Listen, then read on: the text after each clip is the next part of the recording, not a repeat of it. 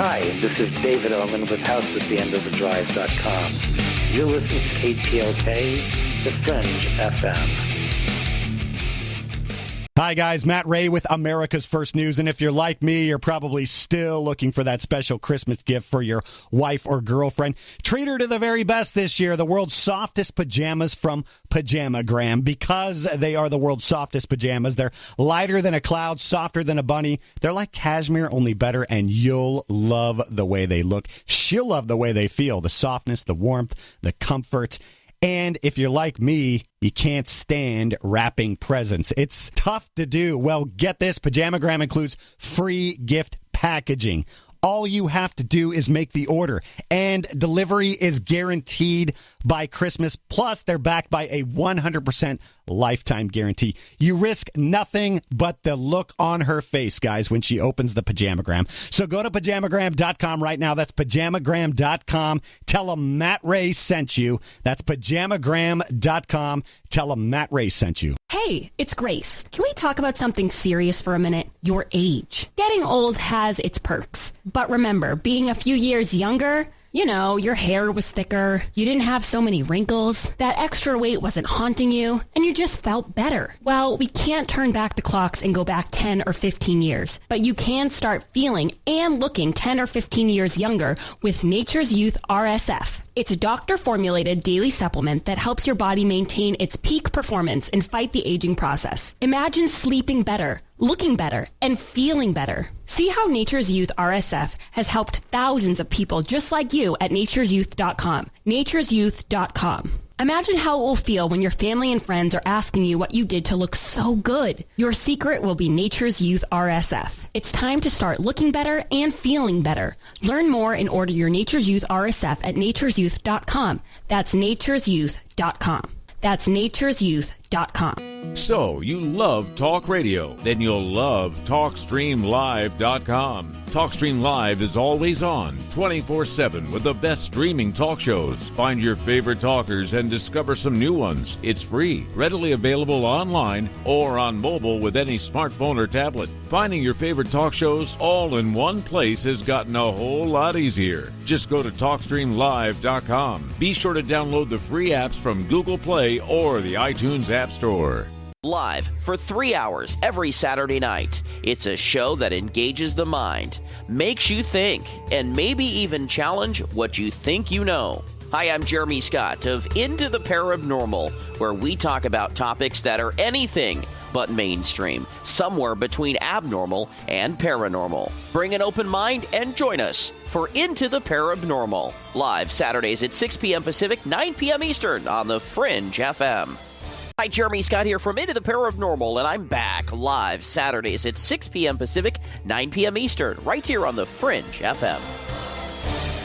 Who were the real ancient Egyptians? What is it about ancient Egypt that captivates us all? The critically acclaimed series Magical Egypt is back with all new episodes. Let Chance Gardner and company take you on another adventure through Magical Egypt in the new series Magical Egypt 2. Magical Egypt 2 attempts a forensic reconstruction of the science of the ancients through a study of ancient aesthetics. Also, the best researchers and authors in the field like John Anthony West, Graham Hancock, Laird Scranton, Robert Bouval, Lon Duquette, Aaron Cheek, and more join together to explore the topics of the esoteric and the hidden messages of the ancient Egyptians. Just go to magicalegypt.com right now and put in the code word FRINGE and get 10% off any download or order, including the groundbreaking original Magical Egypt series, as well as the new episodes in Magical Egypt 2. Also, check out the great work and the companion series at magicalegypt.com. Click the banner on the Fringe FM or go to magicalegypt.com and use the code word FRINGE and get 10% off your order today while it lasts. We told you weeknights on the Fringe FM are now even better.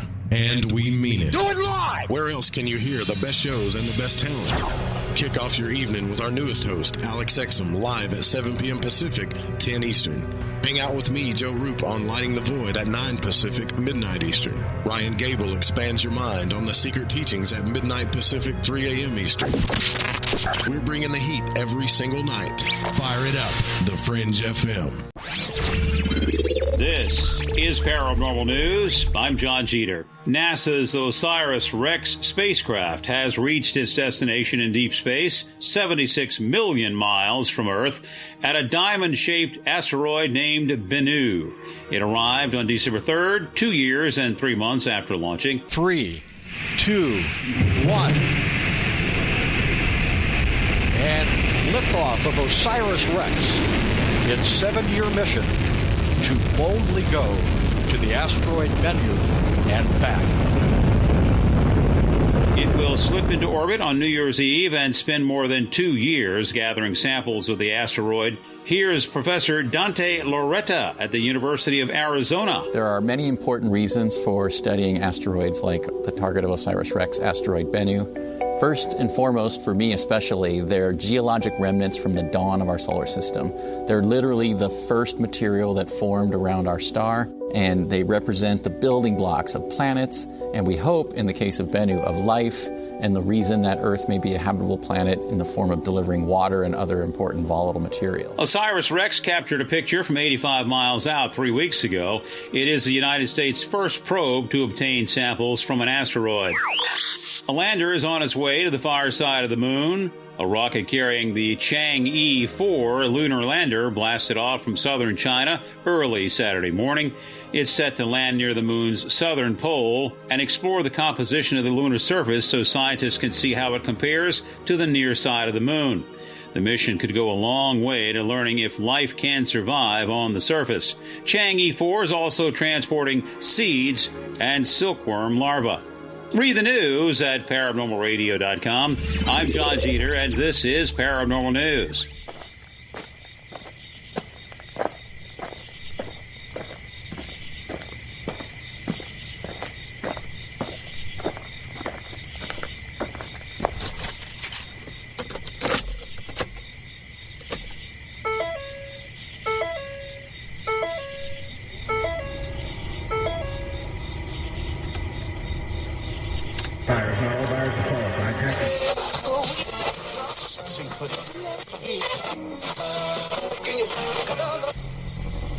Message is being broadcast by the Department of Defense of the Republic. At 2 a.m. Eastern Standard Time, multiple unidentified objects were confirmed to have entered Earth's atmosphere.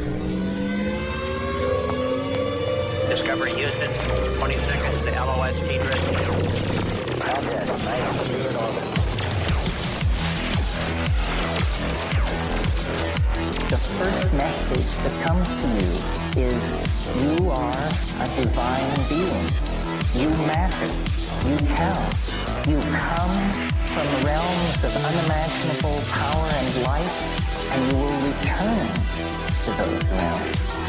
The vast stretches of the unknown and the unanswered and the unfinished still far outstrip our collective comprehension. 5, 4, 3, 2, 1. Broadcasting from Forest Tower Studios, all the way from the Deep South. Now, here is your host, Joe Root.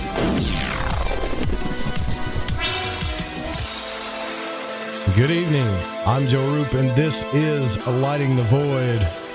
It is Tuesday night, December the 11th, and we are live on KTLK Digital Broadcasting, the Fringe FM, and our website is lightingthevoid.com. Tonight, Jason Quitt is with us, and we're going to dive back into our interdimensional natures, travel, energy, possibly hidden technology, and the astral realm. And possibly, some technology that's always been there but has been hidden from us. Now, the reason why we focus on this topic a lot during this show is because I've actually experienced this 100%. Now, not to the level that Jason has, but enough to verify that it's real. But wouldn't you like to know, if you've never experienced this stuff before, I know that you would like to know, because I hear from you, that this stuff exists. Wouldn't you like to figure out the nature of reality and how we can use our energy to better enhance our lives and the planet? Now, the first time I heard Jason on the air, it was a while back, and I knew for a fact that this guy had experienced one of the same things I had, except he went way further beyond than I did, but he really experienced it. and I had to get him on the air. But the thing about it was I was a relatively new host, and there were lots of shows trying to grab his attention. Everybody locked onto this story, and I think for a good reason. I think they did because it's something that they deep down they knew was real, and they also wanted to get their heads wrapped around it. And I do want to say real quick about the show we had last night that some of you wanted me to keep John Lear on a little bit longer. That was actually a very short notice thing when I pulled him on there, asked him if he'd come on and talk about the film, and he did, and that was that. But I do want to thank you guys for spreading, a lot of you spread that show around, so I really appreciate it. If you can help us out, that'd be great. You can donate. You can go to the Amazon portal. You can use the buy a t-shirt. You can go to audibletrial.com/LTV radio. You can also get Freighter Xavier's programs if you go to lightingthevoid.com/Xavier. Now, Jason Quitt really needs no introduction. His website is thecrystalsun.com.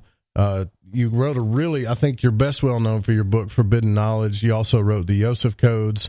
Fascinating stories. I mean, YouTube's full of Jason stories and back archives, and it's really a pleasure, I got to say, man, because you're a personal mentor of mine, as well as I consider a friend, but a mentor too. And so I really appreciate your time and coming on the show, Jason. Thank you for having me. And of course, I love your show, and anytime you ask me to be there, I'll be there. That's cool. I really dig that, man. I think this is what I want to understand right off the bat. I'm starting to realize that a lot of this has to do with understanding the nature of energy. And because the more I study these texts, Jason, when it comes to alchemy, people talk about ascension. We talk about all of these different things, but I guess you could say energy is a common denominator that is involved with all of this stuff. And maybe that's what we're really trying to understand, is how to use our energetic bodies. I had a magician tell me this one time, that it was the biggest secret ever, was our energetic nature. Is there any truth to that? Well, yes. I would absolutely say that our energies are basically unknown to us. All right. We're not taught about our energies, our energy bodies, how to use our energies, how to move our energies, how to build our energies, and what depletes our energies. So there's this whole thing, this whole reality about being human that has not been taught to us. So people will have spontaneous experiences, or I'll say paranormal or weird stuff will happen to them during their life. Just like you said, you experienced some type of outer body or astral travel. Mm-hmm. It's like something weird or paranormal will happen to you, and we have no explanation for why it's happening. What does it mean? How do we do it again? Because we have no concept of our energy bodies. And I think this is done purposefully to us so that we don't possibly evolve to that next step of understanding of who we are, because there is an inherent power that comes with understanding our energy. And this is why it's been kept with, you'll say, secret societies, or these alchemists, or even magicians who wield their energy or learned how to develop some type of ability to do something. And I don't know, have you ever met a real magician? I don't even want to use the word magician, because I think that's, you think kids party. Like David Blaine or something, yeah. Yeah, that's not what we're talking about. We're talking about somebody that could literally do something to you or in front of you that is not a trick. They're doing something with their energy to change physical matter, or to transform something, or even to manifest something. So a lot of these gurus from India, a lot of the Shaolin, a lot of these, let's say, ancient martial arts of Qigong, of ninjutsu, a lot of these very ancient practices teach these methods of using energy to perform specific things that in the Western world we would just call it magic. Right. So I would definitely say it's real, but then again, it's well, how are they using it? How are they developing it? Yeah. And this is where we start to get into this whole alchemy thing that I know that you're very, very interested in, and I'm very interested in it as well. And I'm trying to figure it out because let me just say, for an example, I met, I'll just say, a Qigong master who grew up in the Shaolin temples in China. And this person, he could basically, how do I explain this to people without them thinking? Without them thinking you're crazy, right? No, go ahead, man. I want to hear that. Basically, let's say he put a piece of tinfoil, just as an example, okay? Just like a piece of tinfoil in your hand, and he'll say, close your hand, and he'll send energy to it, and you'll feel it like turn to fire in your hands, and it just turns to dust in your hands. Whoa. Turning like a piece of tinfoil into dust. You know, just an example, right?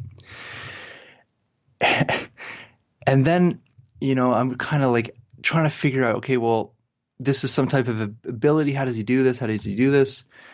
And then I hear from some other source that, oh, this person who does this, they take or they eat a certain substance, like a lot of a certain substance. I'm not going to say what that is.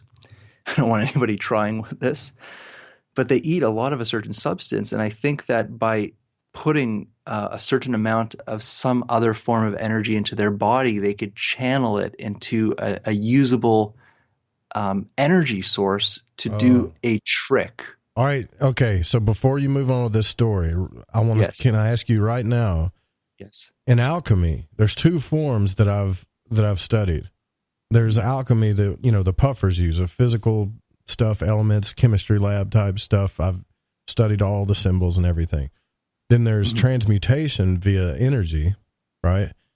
And some of these things these magicians have told us is that, okay, the Golden Dawn system isn't the only system to develop your energetic body. There are several systems in the world to do the same thing.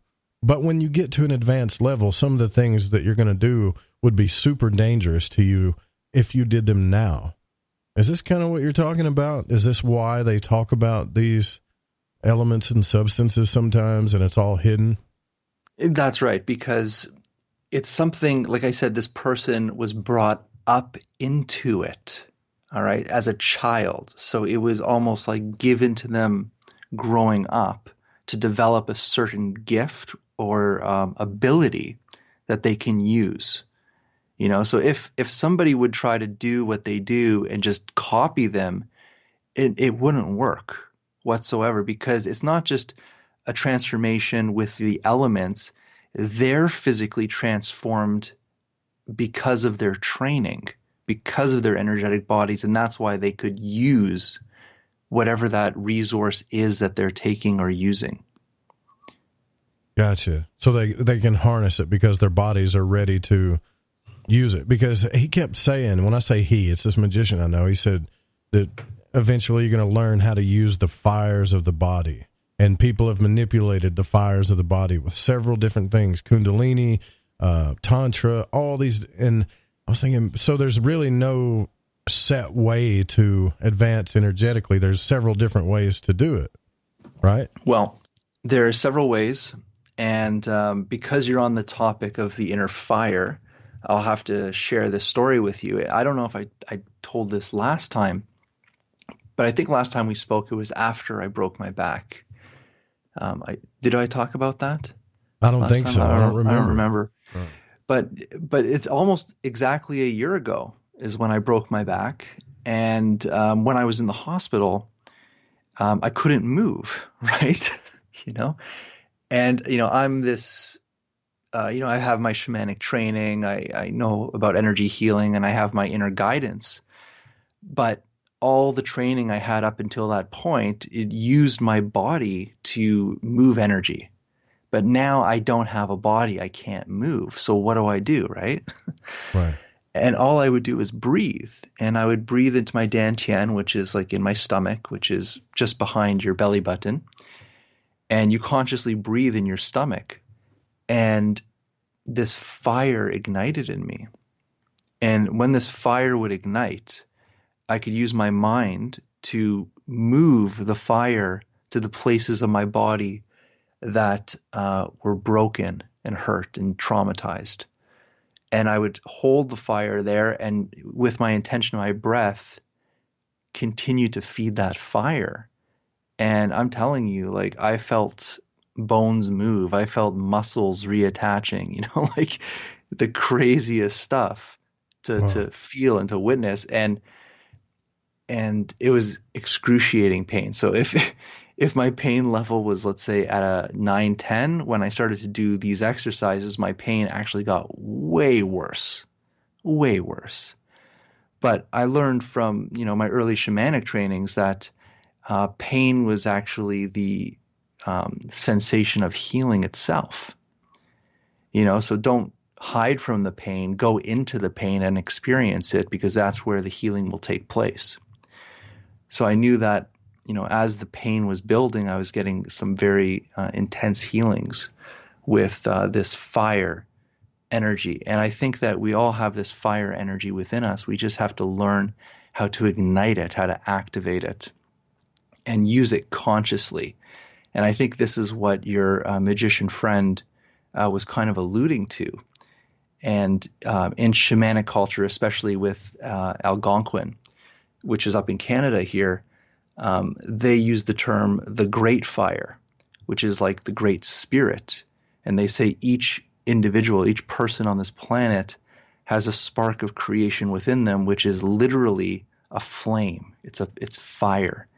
And most people will have, like a candle light flame, and it's located in your heart. And as you learn how to go into this flame, you could amplify it, grow it, and feed it and move it. And it's literally the spark of creation.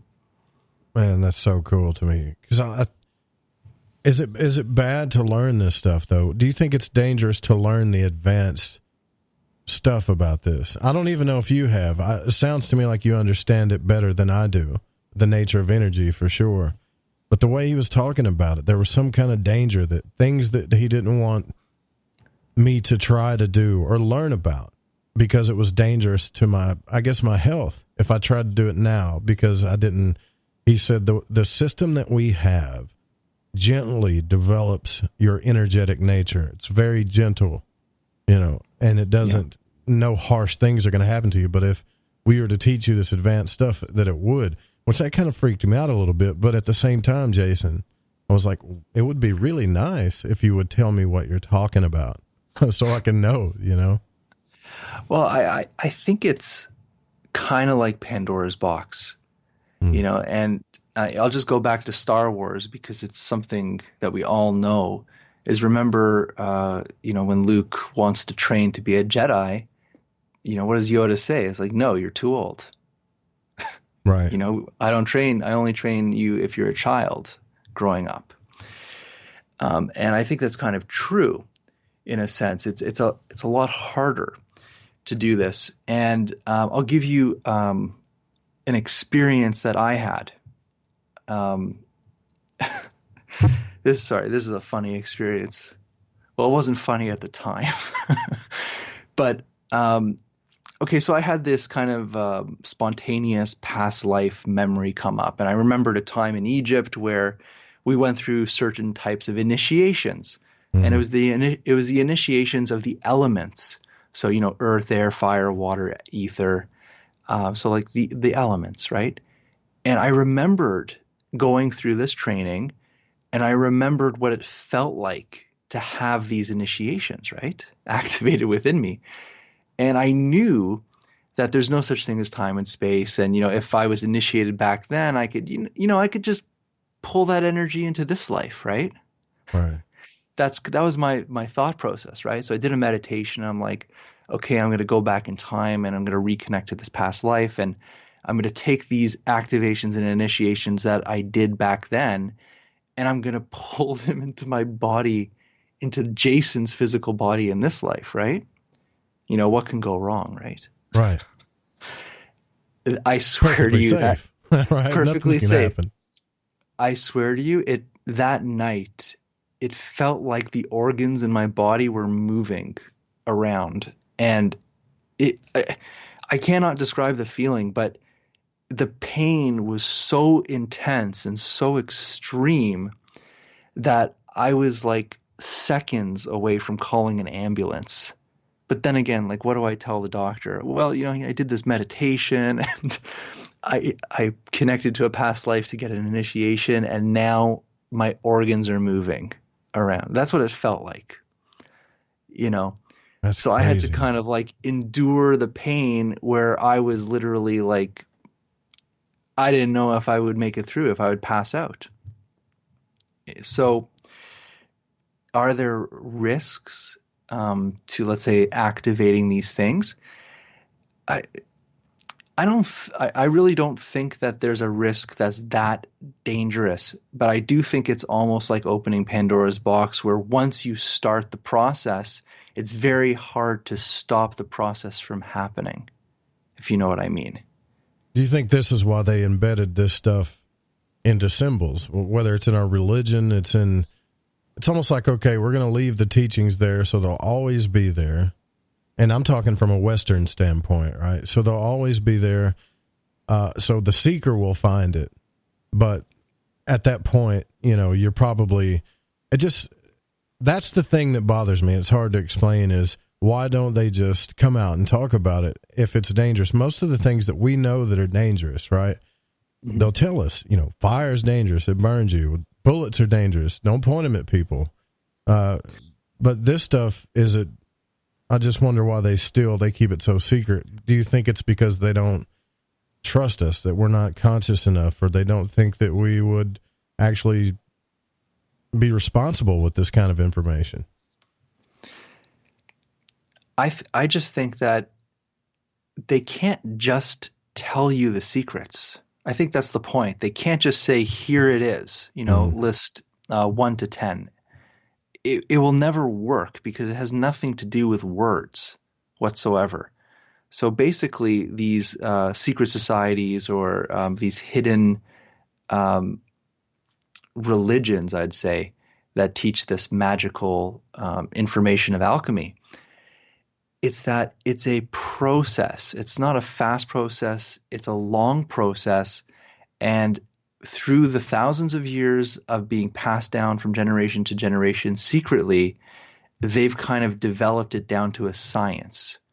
So they know that it's going to take maybe 2 years to get to this level if you follow these directions. And then it takes another 5 years to get to this level if you follow these directions. So they really have it down to a science. And I guess they have a support team there so they know what's going to happen at each level. So this can go wrong at this level and this can go wrong at this level. And if you didn't have that support team system around you, it is possible that it would be very dangerous because you may get stuck in that pitfall. Gotcha. And I think the point is they are going to safely guide you because there are going to be moments in your spiritual evolution. And this is for anybody that's listening, that's going through a spiritual awakening. There will be moments in your spiritual journey, we call it a healing journey, where there's going to be pitfalls, there's going to be pain, there will be suffering, and there will be trauma, because that's just life, and it's through those difficulties that we gain the understanding and knowledge of how to step out of it and become stronger and wiser, and we receive medicine for it. So I'll use that term again. When we go through experiences, especially when they really test you, when you come out of those experiences, you have developed a type of medicine or a gift or an ability that now you can use in your life. And I think this is what your friend was kind of alluding to.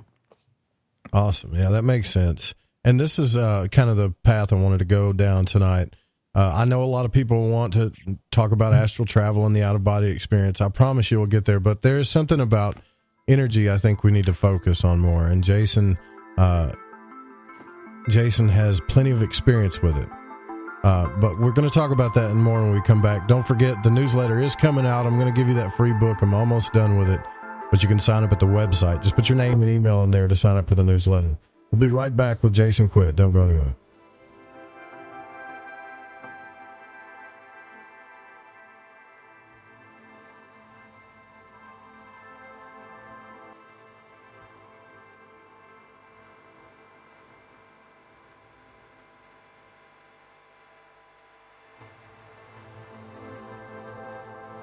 This is very important information. What's to be said about CBD?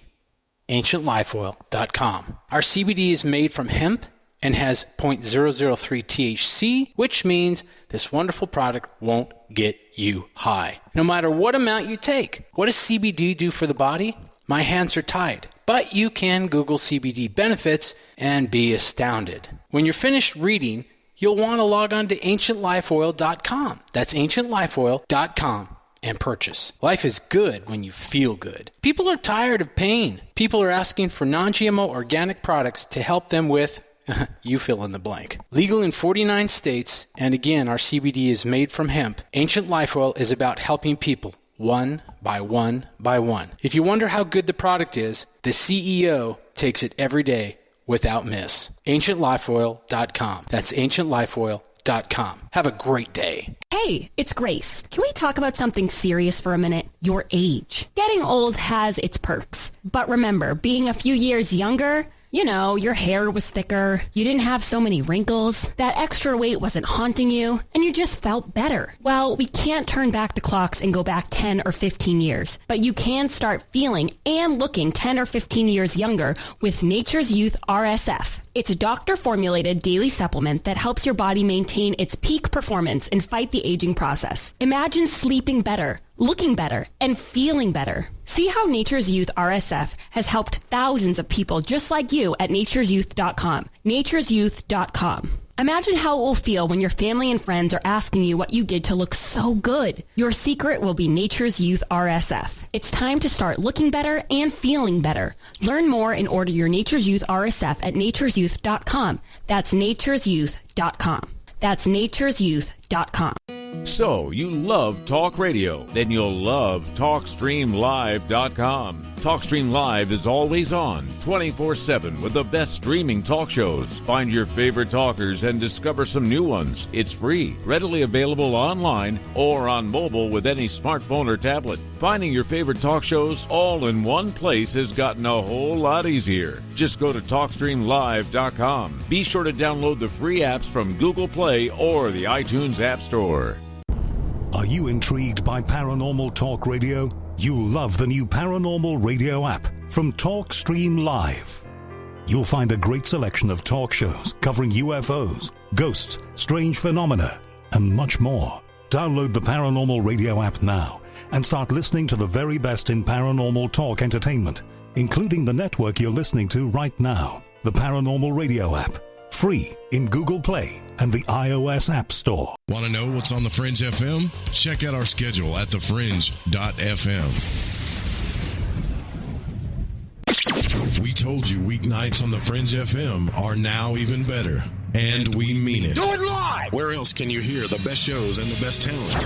Kick off your evening with our newest host, Alex Exum, live at 7 p.m. Pacific, 10 Eastern. Hang out with me, Joe Roop, on Lighting the Void at 9 Pacific, midnight Eastern. Ryan Gable expands your mind on the secret teachings at midnight Pacific, 3 a.m. Eastern. We're bringing the heat every single night. Fire it up, The Fringe FM. Who were the real ancient Egyptians? What is it about ancient Egypt that captivates us all? The critically acclaimed series Magical Egypt is back with all new episodes. Let Chance Gardner and company take you on another adventure through Magical Egypt in the new series Magical Egypt 2. Magical Egypt 2 attempts a forensic reconstruction of the science of the ancients through a study of ancient aesthetics. Also, the best researchers and authors in the field like John Anthony West, Graham Hancock, Laird Scranton, Robert Bouval, Lon Malo Duquette, Aaron Cheek, and more join together to explore the topics of the esoteric, and the hidden messages of the ancient Egyptians. Just go to magicalegypt.com right now and put in the code word FRINGE and get 10% off any download or order, including the groundbreaking original Magical Egypt series, as well as the new episodes in Magical Egypt 2. Also, check out the great work and the companion series at magicalegypt.com. Click the banner on the Fringe FM or go to magicalegypt.com and use the code word FRINGE and get 10% off your order today while it lasts.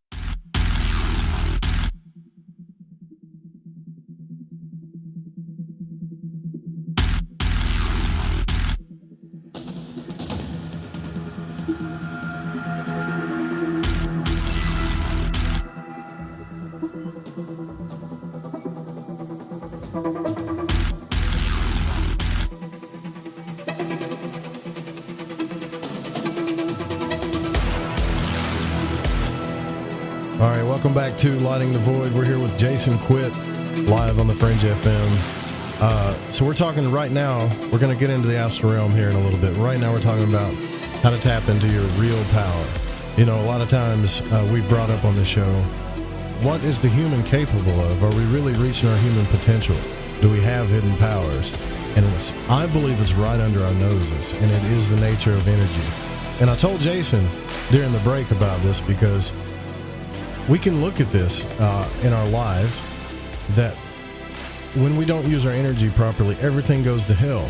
Our lives are in misery a lot of times because we don't do things balanced. We don't eat right. We don't sleep enough. We don't treat our energetic natures right. And that ought to give you a hint, a little bit, as to the power that you have inside of you. Somebody in the chat room, in the Spreaker chat, had mentioned, you know, this sounds a lot like Masonry. Well, Jason, one of the first things I learned in Masonry when I was actually visiting those temples and doing that stuff was, they give you these tools and you're supposed to learn what they mean, like the ruler, the Masonic tools. And, you know, the ruler is 8 times, it's 24 inches. Well, why is it 24 inches? You got to tell them, well, it's 8 times 3, you know, 8 for work, 8 for family, 8 for rest or something. But it's been a while, but that was what I learned, was to divide my energy up evenly to be a successful life and be a better man. Now, I didn't know that they were gently, conditioning me for higher learning when it came to that. And it's hidden in all of our stuff. But one thing I do know is when we don't use our energy right, our life really sucks. You know what I mean? Yes, and this, brings me to another point, which is a teaching. It's called energy can be pulled and pushed.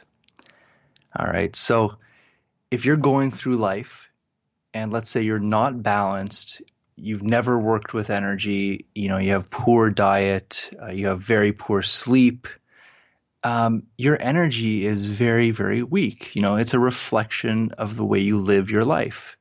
So if you don't have a balanced life, you don't have a balanced energy field. So if your energy field is weak, then it could easily be manipulated, being pushed or being pulled. So, you have people that, their mind is running like 1,000,000 miles a minute. There's so much going on in their life. They can't stop. I had a friend like this once where they're basically shaking because they're being pulled and pushed so often during the day that they cannot sit still. You know what I mean? Mm-hmm. And I just asked them a simple question. I go, stand in front of me and don't move. And it was extremely difficult for them. And when I started to go through my training, and this was the training when I started to leave my body and when I started to receive some teachings, one of the teachings was basically you're useless in the astral world, you're useless in these spiritual worlds if your energy is weak. Because when you leave your body with a weak energy field, it can be quite dangerous.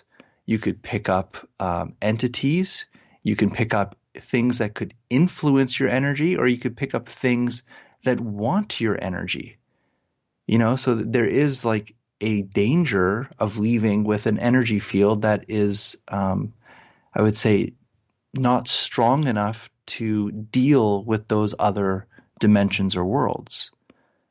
So what these beings were teaching me is before I could continue on the spiritual path and journey, it was extremely important for me personally to strengthen and rebuild my energetic bodies. And then, the next question is obviously, well, how does one rebuild and strengthen the energetic bodies? And, they started off simple, just like you were saying before, which is it really starts with the physical. It starts with getting the right minerals, getting the right water, getting the right food into your system to nutrify and heal and build your physical nature up. And then doing practices like meditation, breathing exercises, qigong, tai chi, yoga, any of these ancient martial arts of using energy, which is what that is, to help start to build that energy. I was guided more towards qigong, and I started doing traditional Chinese qigong. It was a system called Qi Lao qigong, and their movements, it was called pull qi up and pour qi down. It's been a very, very long time since I did that, so I'm trying to remember exactly what everything is called. But I practiced that literally, religiously 2 to 3 times a day because I knew it was important. And at that time in my life, I didn't feel anything. I didn't know what it was doing for me or to me. All I knew is I had this kind of motivation and drive that I had to do it. And it took about just over a year of practice where something actually did happen. And what that was is I could actually feel energy. That was the first sign that it was like, okay, there's something to this. Yeah, something's happening. Yeah, that's something's happening. But it took a full year to get to that point. Most people won't have that kind of devotion to get to that level. In the Western world, if you're sick, they say, here's a drug, right? And you take it and you get kind of instant relief. And I think this is kind of like the mentality that most people have, is that if it's not happening to you right away, it's not working, which is not really the best attitude to have with these practices, because some of these Qigong masters, they've been doing this stuff since they were born, basically. And it's been going down the family line. So it's just a part of their life. And then by the time they're like 40, 50, even 60 years old, suddenly they've reached this level of energy that they didn't have before. And it took them 60 years of practice to get to that level, and they finally get it. So it's a totally different mentality than what we have here in the West. Go ahead. I thought you were done. I was just going to continue and just say that I remember when I started to research. This is when I first started to learn about Qigong, and I was researching different systems of Qigong.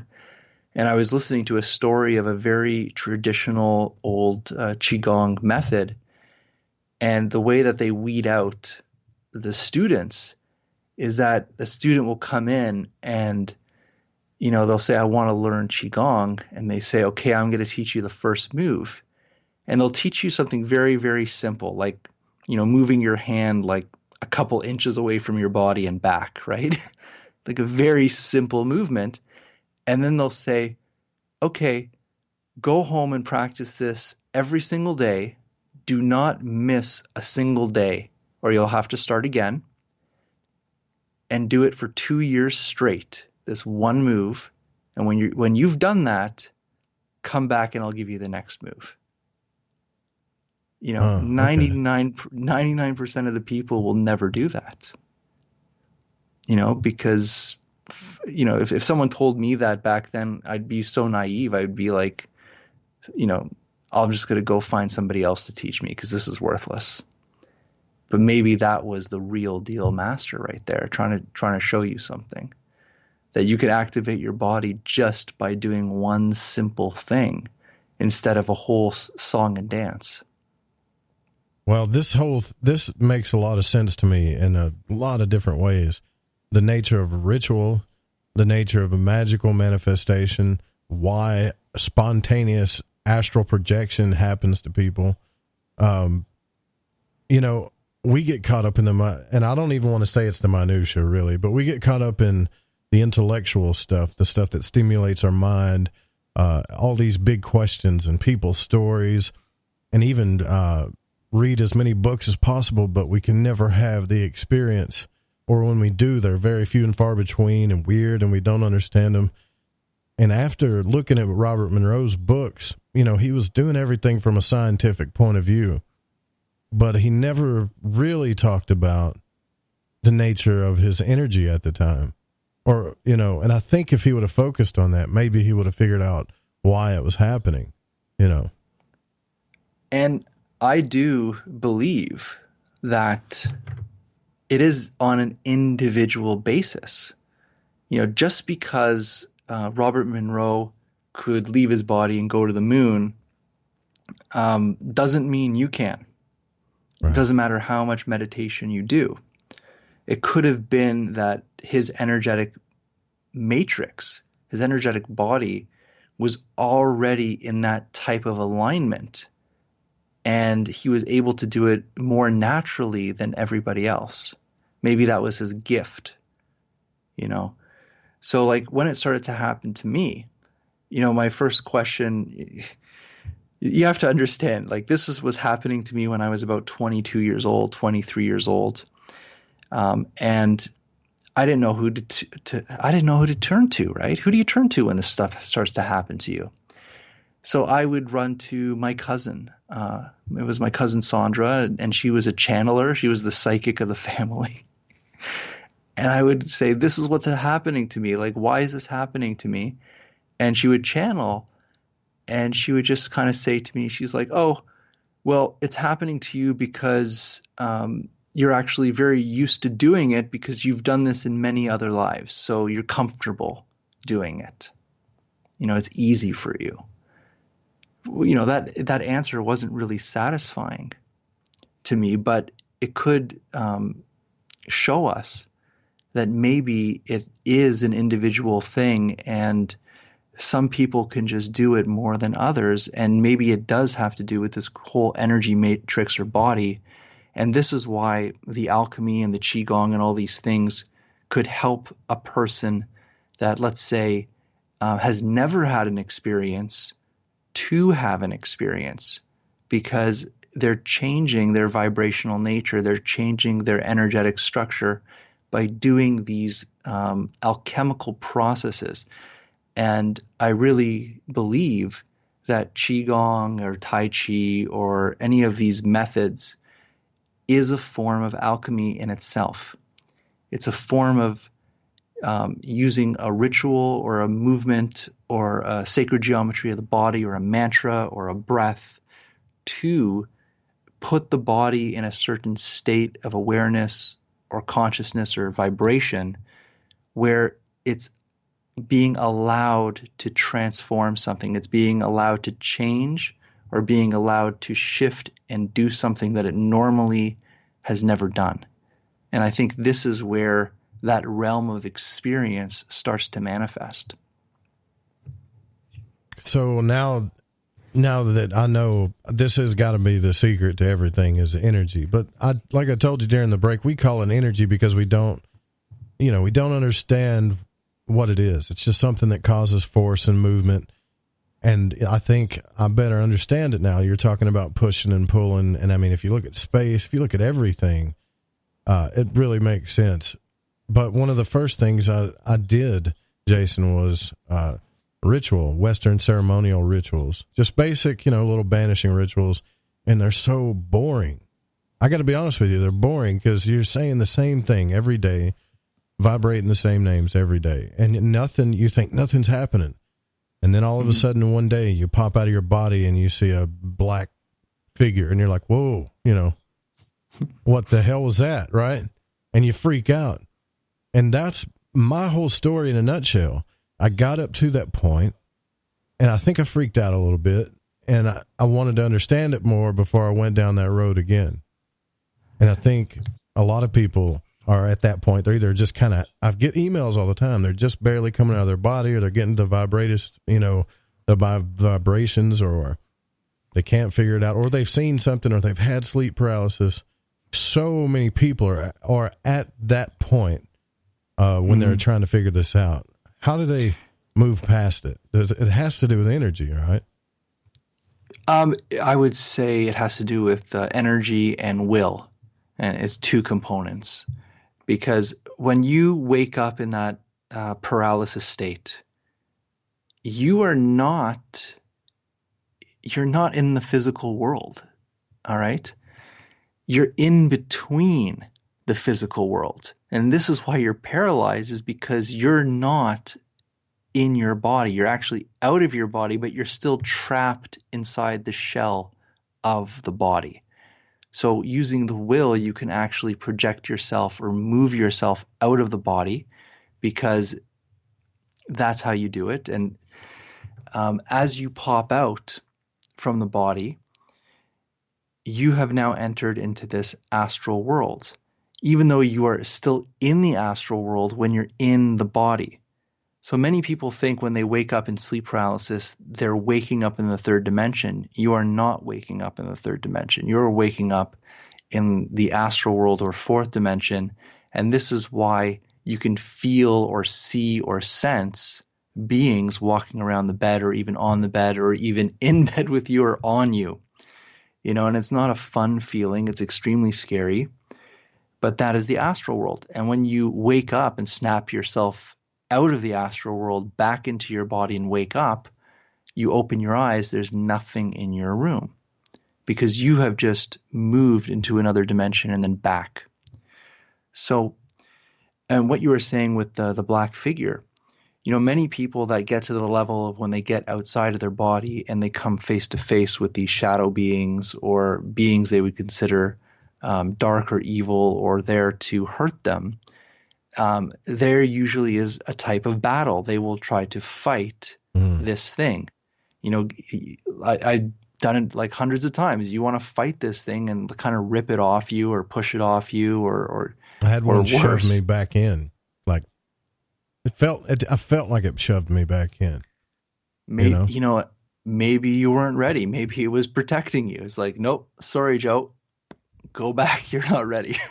Yeah, it was so weird, man. It was above me. I was laying on the couch, and I was, you talk about the will. I really felt like my inner body or astral body or whatever was trying to headbutt my way out of my outer shell. That's how bad I wanted out. And when I finally started coming up, this black blob, Warshak blob, it looked like a little black cloud, just came down so fast. I mean, probably at the speed of sound. I caught a glimpse of it and just shoved me back in. And then I woke up and was like, took in a deep breath, and I was like, you son of a bitch. That's the first thing I thought, was somebody just pushed me. But I paced all night thinking about it. Something just pushed me back in my body, And you remember we talked about earlier how some of these things can be dangerous, right? It's like a lot of times, especially in my own personal journeys, everybody was saying, well, isn't it dangerous? Can't you get lost or never come back? And I've always felt that there was some type of force or consciousness watching over the situation. So even if I was getting attacked, or even if it was a really bad scenario in the astral world, it never reached the point where it was too much for me to handle. You know what I mean? So it's like, It was almost like, even though it was what we would consider a bad experience, I felt like there was always something there to make sure I was safe during that experience, and that it would never be taken that far.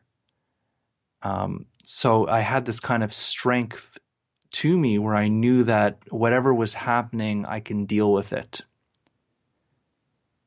And going back to, you were saying the incantations. Uh-huh. Now, we can say this physically, right? And we may not feel like it has any effect, especially if you're trying to cast something away, for example.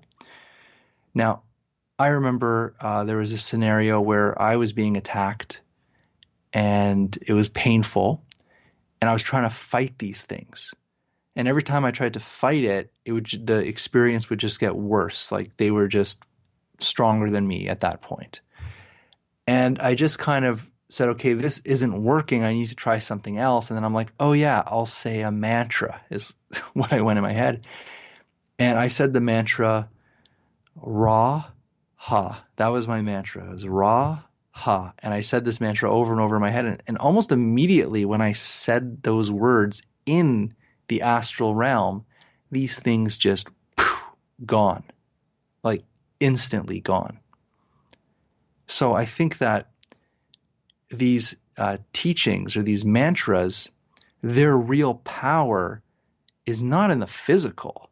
It's in these other dimensional states. Right. Yeah. So because the Rosicrucians teach that too. They teach certain vibrations of angelic names, also tracing of certain Hebrew letters for some. And I was like, what is this? Why are we tracing Hebrew letters in thin air? Well, I found out later that when they were traveling, they would use these things to test entities or to protect themselves or to figure out where they were and stuff like that, And it works. It works. And I've done that in the astral world where, a being will come to me as something they're not. So they'll take a form of something that might be very good or appealing or something that, looks like a god or an angel or something else, right?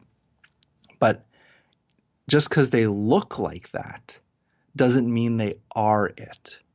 So using these sacred geometries, like the Hebrew letters, or even just simply sacred geometry, like this star tetrahedron, I used that and I sent it in the astral world to the being, and it took away its disguise, and I saw what it really was. What was it? Instantly. It was an entity. And so it wasn't like an angel, it was an entity. So right when I saw it, I, got rid of it instantly. But it was playing me. It was pretending to be something that would be appealing to a normal human. And I guess I'm not a normal human because I didn't fall for it,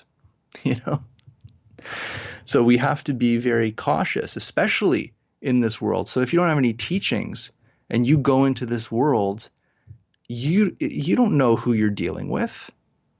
A being could come to you and they could, they can look like an angel glowing in white light and tell you love and light. You don't know if that's a being that's there to manipulate you. Sounds like my last marriage. Totally. That's how it started, Right. And what's the difference between this world and those worlds? I think we have a kind of misconception of what is to be expected in spiritual realms. We think that, when someone dies, they instantly become enlightened, right? Maybe not. Maybe they're the same person and they still have the same hate and anger in that other realm. It's we have to get a more balanced and down-to-earth spiritual perspective because, they say the spirit world is a reflection of the physical world. And if the physical world is filled with all this stuff, all these polarities, then I would say the spiritual world has the exact same thing. There's some questions in the Spreaker chat, which it's a good question. They want to know, how did you recognize it was fake? Or were you just doing this as a precautionary measure? You know what?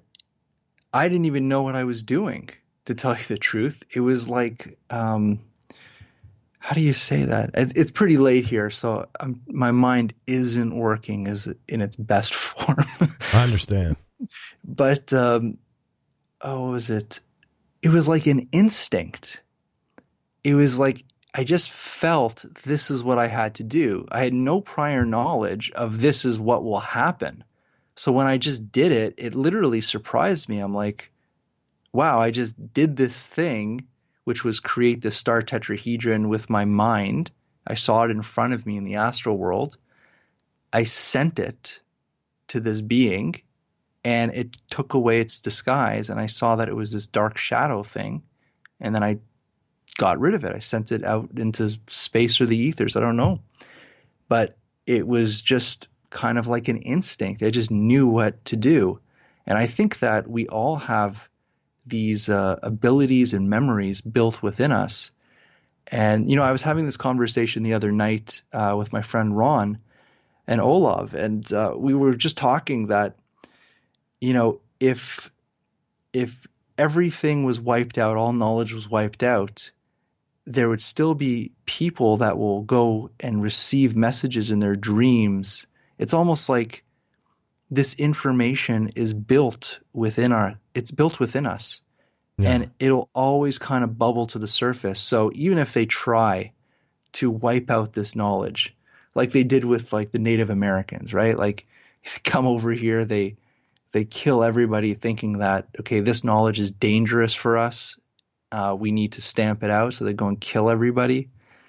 That's not how you kill knowledge. You can't kill that information and wisdom because it's built into the human existence. And it will always come through certain individuals, and they will write it, teach it, and talk about it, just like we're doing on the radio. I do remember how that Manly P. Hall quoted that in one of his books, one of his manuscripts. He said that it is truly remarkable how this hidden wisdom and these secret teachings have stood the test of time, and it will always be here through whatever religions and whatever, comes our way. It's like something out there is wanting to teach us this so we can better understand ourselves. I'll get to some more of your questions. We'll also talk about manifestation, maybe a little bit of hidden technology when we come back.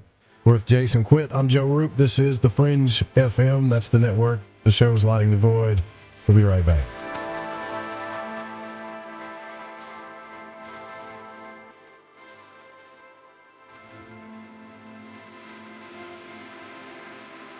Okay, nurse, let's get this man to the ER stat. Right away, doctor. We see this every day. Heart attack or angina pain due to blocked and clogged arteries. Chelation can remove obstructions or blockages from arteries and help avoid painful and expensive surgery. Now there's Angioprim. It's a liquid oral chelation product that you take with juice. You start to feel the results fast. Angioprim increases blood flow all over the body, and that means more energy and strength to take on the day with less aches and pains. 60 years of research has gone into chelation, and Angioprim is the result. A safe and easy way to unblock your veins and arteries from buildup that slow circulation. Paging Dr. Jones. Please report to the emergency room right away. Log on now for a special radio offer from Angioprim. That's angioprim.com/radio.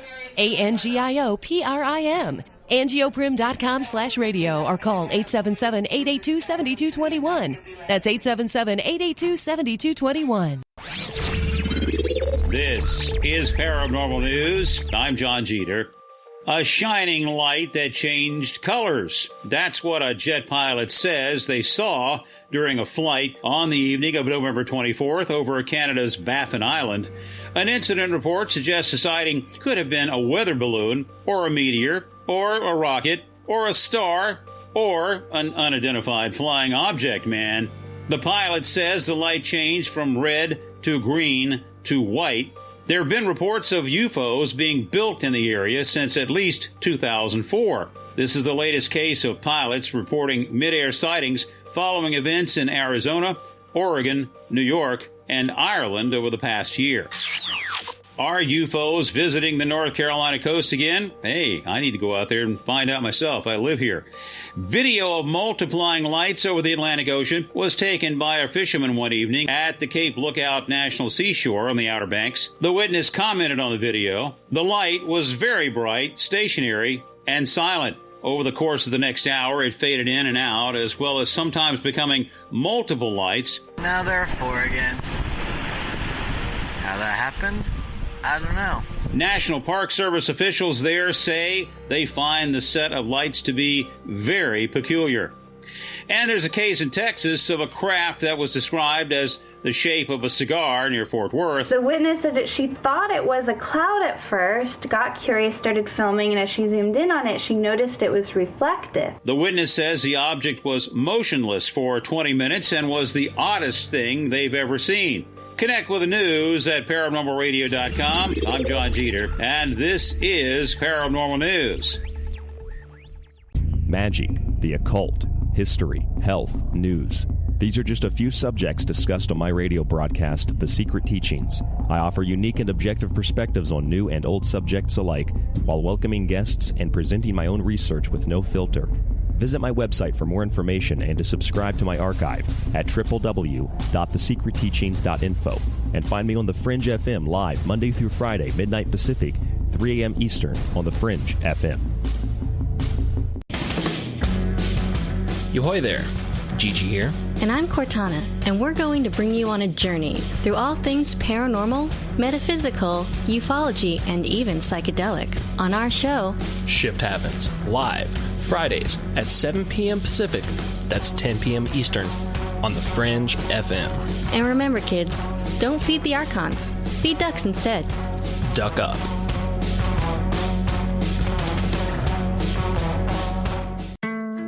Hi, this is Sammy. Join us in the Deep South as we're lighting the void with Joe Roop on The Fringe FM. Do you want to lose weight but have no idea where to begin? The Fast Start Diet, a 3-day weight loss plan, is the answer. 3 days of nutritionally balanced, calorie-restricted meals delivered right to your door. No shopping, no measuring, and no cooking. Everything is prepared for you and ready to eat at home or on the go. The Fast Start Diet has all the amazing benefits of intermittent fasting without starving. We've helped thousands of people who have struggled to reach their weight loss goals. Isn't it time we helped you? With the Fast Start Diet, you'll lose weight and feel great. Find us on Amazon or go to faststartdiet.com and use promo code POWERSAVE to get 10% off your first box. And as a special bonus, we will include our #1 rated appetite suppressant spray free with your order. Whatever your diet plans are, start with us at faststartdiet.com and use promo code POWERSAVE.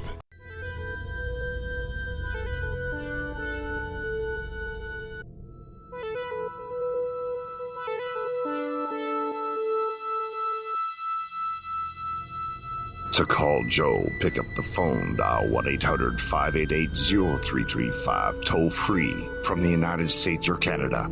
You're listening to Lighting the Void Radio.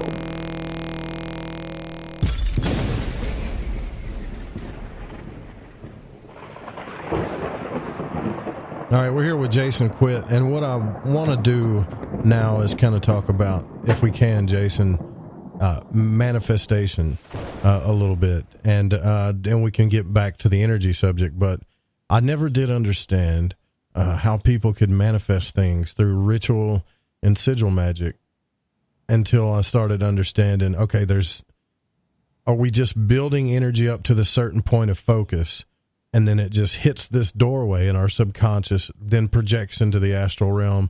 And then I studied the Kabbalah, and they were talking about how things manifest from Kether down. So it's like you can manifest things, but they come back to reality through a certain set of systems and laws. That's like practical magic, magic people have been doing forever. But you're talking about something different. You're talking about the true hidden teachings of alchemy where people are changing things right in front of you. That I've never witnessed. I mean, I've seen candles blow out in front of me. I've seen things in the astral realm, but I've never got to witness energy like that in its true form. And I'm trying to understand the nature of the subconscious and energy, if that makes any sense. I don't even know how to ask a question around that, to be honest with you. Well, I'll just say that there was a time in my life where I did follow a guru. I went to many different rituals, and I saw, he had a big following, and this guy would manifest things. And to this day, I can't tell you if it's true or not, or it's just a trick, because even if you see something, I mean, I've seen some pretty good card tricks too, right? It's very similar, right? Sleight of hand. So I don't know. I know I could feel the energy off this person, and it was off the charts. So I don't know what I was witnessing, if it was true or not. But basically this person would pull pearls out of flowers for people. He would. Yeah, that stuff is hard to believe for me, to be honest with you. Yeah. Exactly. He would just kind of like close his hand and then open it up, and there would be like a gold necklace and put it around somebody, just weird stuff like that. But what you said about the Kabbalah, I have received this message many times, and I know other people who've received the same messages and have even been to this place. And actually, a friend of mine, Christine, talks about this, where she was taken to this place in the astral world or in another dimension, where it was the dimension of manifestation, of thoughts and manifestation. And that the instant you think of something in this dimension, it appears right in front of you. It's like instant manifestation dimension.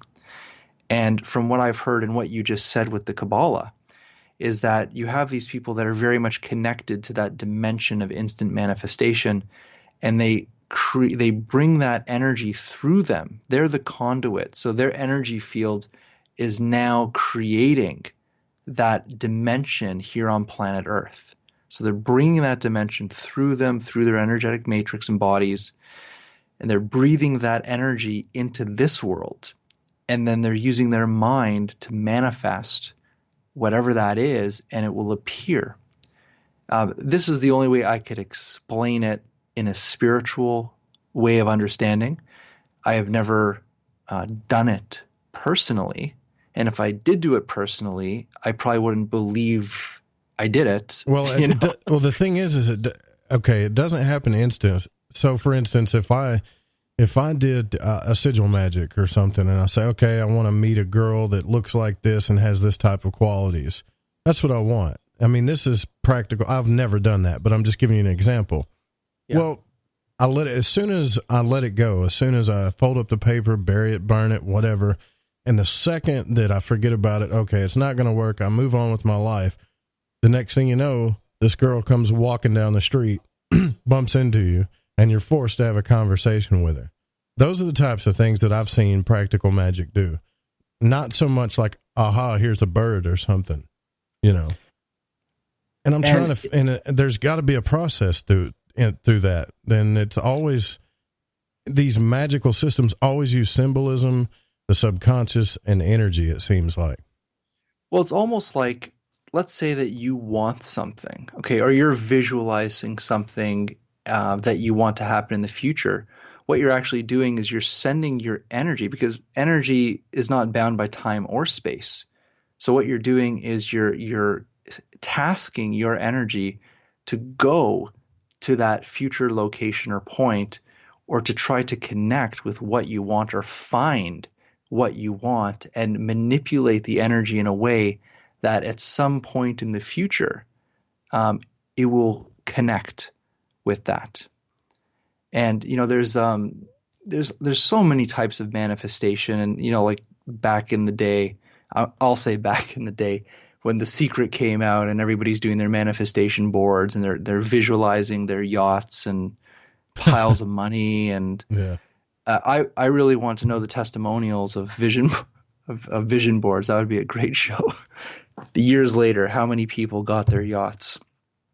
But I didn't even know that was happening, man. That they made vision boards. That's how out of the loop I am with The Secret. Yeah, well, this was a while back. A lot of people got into this movement from watching those movies or reading those books, because it is kind of like that quick fix thing. It's like, oh, you want to get out of debt? Well, just cut some money out of a magazine, put it on a vision board, put the positive intention, see yourself having it, and it'll come to you. And in a sense, when it comes to energy and magic, sure, that works. But what I'll say the secret is that your energy has to match your intention. I think that's what the secret is. If your energy matches your intention, that is where manifestation happens. So, for example, if your energy is, let's say, really, really scattered, your energy is not coherent, it's all over the place, and you say, well, I want this over here. So you're very direct. I want this thing to happen. Well, it's never going to happen because your energy is all over the place, right?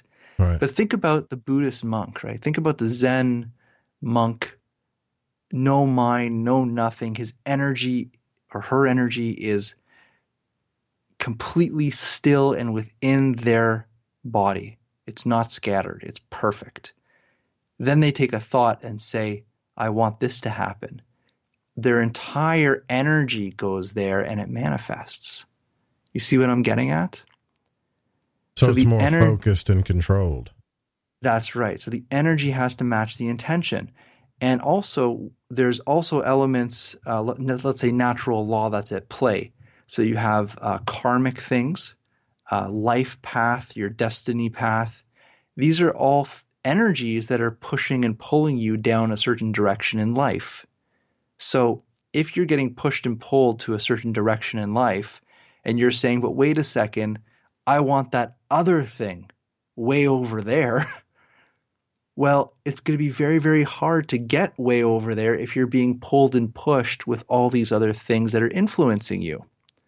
So what you have to do is you have to first find out what is influencing you, what is pushing you, what is pulling you, work on that, get that to stop, be more centered. And then when you're in your own body, your own energy, then you could take your energy and say, now I want to focus on this path. Let this happen. And that's how I believe manifestation works. That's very well said and very well put. I understand that now. And I can understand these things because I start thinking about all of the times that I failed and being pulled and pushed all over the place. I get that. There's a question in the Spreaker chat from Cynthia, and she wants to know, do you create in the astral world with your thoughts? I know you've talked about this quite a few times, but that's the question. Yes. I would say there's different laws of thought in the different dimensions. And I would say that in the physical sense, so we're in the physical body and we're using our mind. Many people think our mind is physical. Our mind is not physical. It's outside of this dimension altogether. So we're actually using another dimension to process or to have this mental thought. So if we're focusing in this other dimension, we're already kind of manifesting and creating something in the world of thought. And then that will come down into the physical world for manifestation. So this is what people are trying to attempt to do when it comes to visualization or meditation or even setting goals. But, a lot of people, they look at me and they say, Jay, you're like an amazing manifester. It's like, how did you get these projects? How did you do these things? How did you connect to those people? And I say, well, I set my goals up and then I worked my ass off. It took me like 10 years to get there. Mm-hmm. I didn't just sit and meditate, to get that job or sit and meditate to get that car. I had to work and set the goals and know that at this point in my life, I'm going to be here, and then set new goals to get to there. And you have to work to get there. So it's not just putting the thought out there. It's putting the thought out there, and then you have to meet the energy physically as well. You can't just take away the physical nature and just hope that the thoughts and the prayers are enough for that to come to you. It has to be, you have to use all the dimensions, the physical, mental, emotional, and spiritual. Yeah, so at the very least, if you cast to win the lottery, at the very least, go down to the damn store and get a lottery ticket, do something to get it, right? Help meet it halfway maybe. Exactly. And some people, and this happens to a lot of people. We were just talking about this the other night. It's like some people will get a message, you're going to win the lottery. And it's kind of like the biggest joke in the psychic community because every psychic in the world believes they're going to win the lottery, Yeah.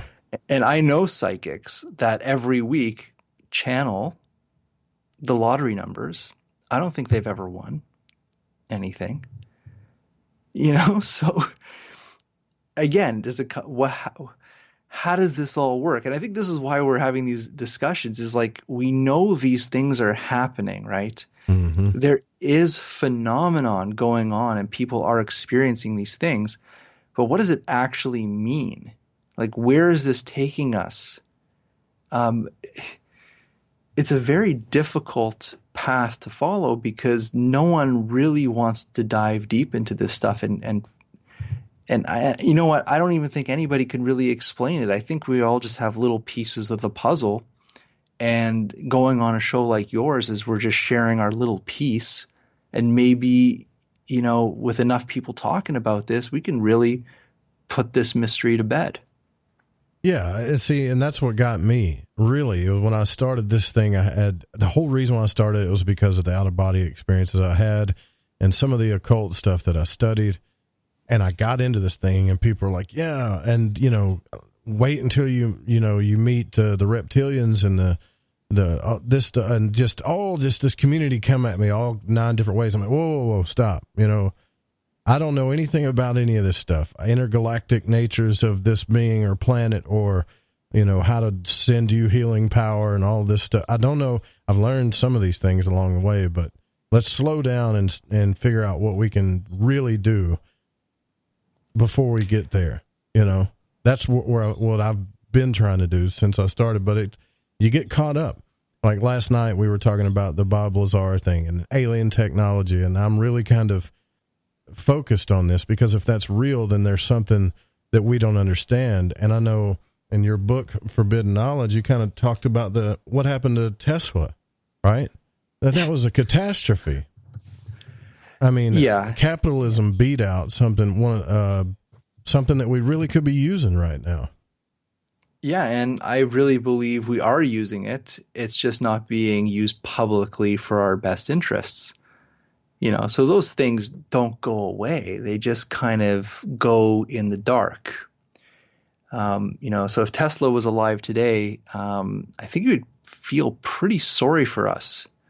That he brought this information to the public. And if people don't know who Nikola Tesla is, I mean, you can look on the internet. There's so much stuff. But basically, he's like the genius inventor who created our modern society.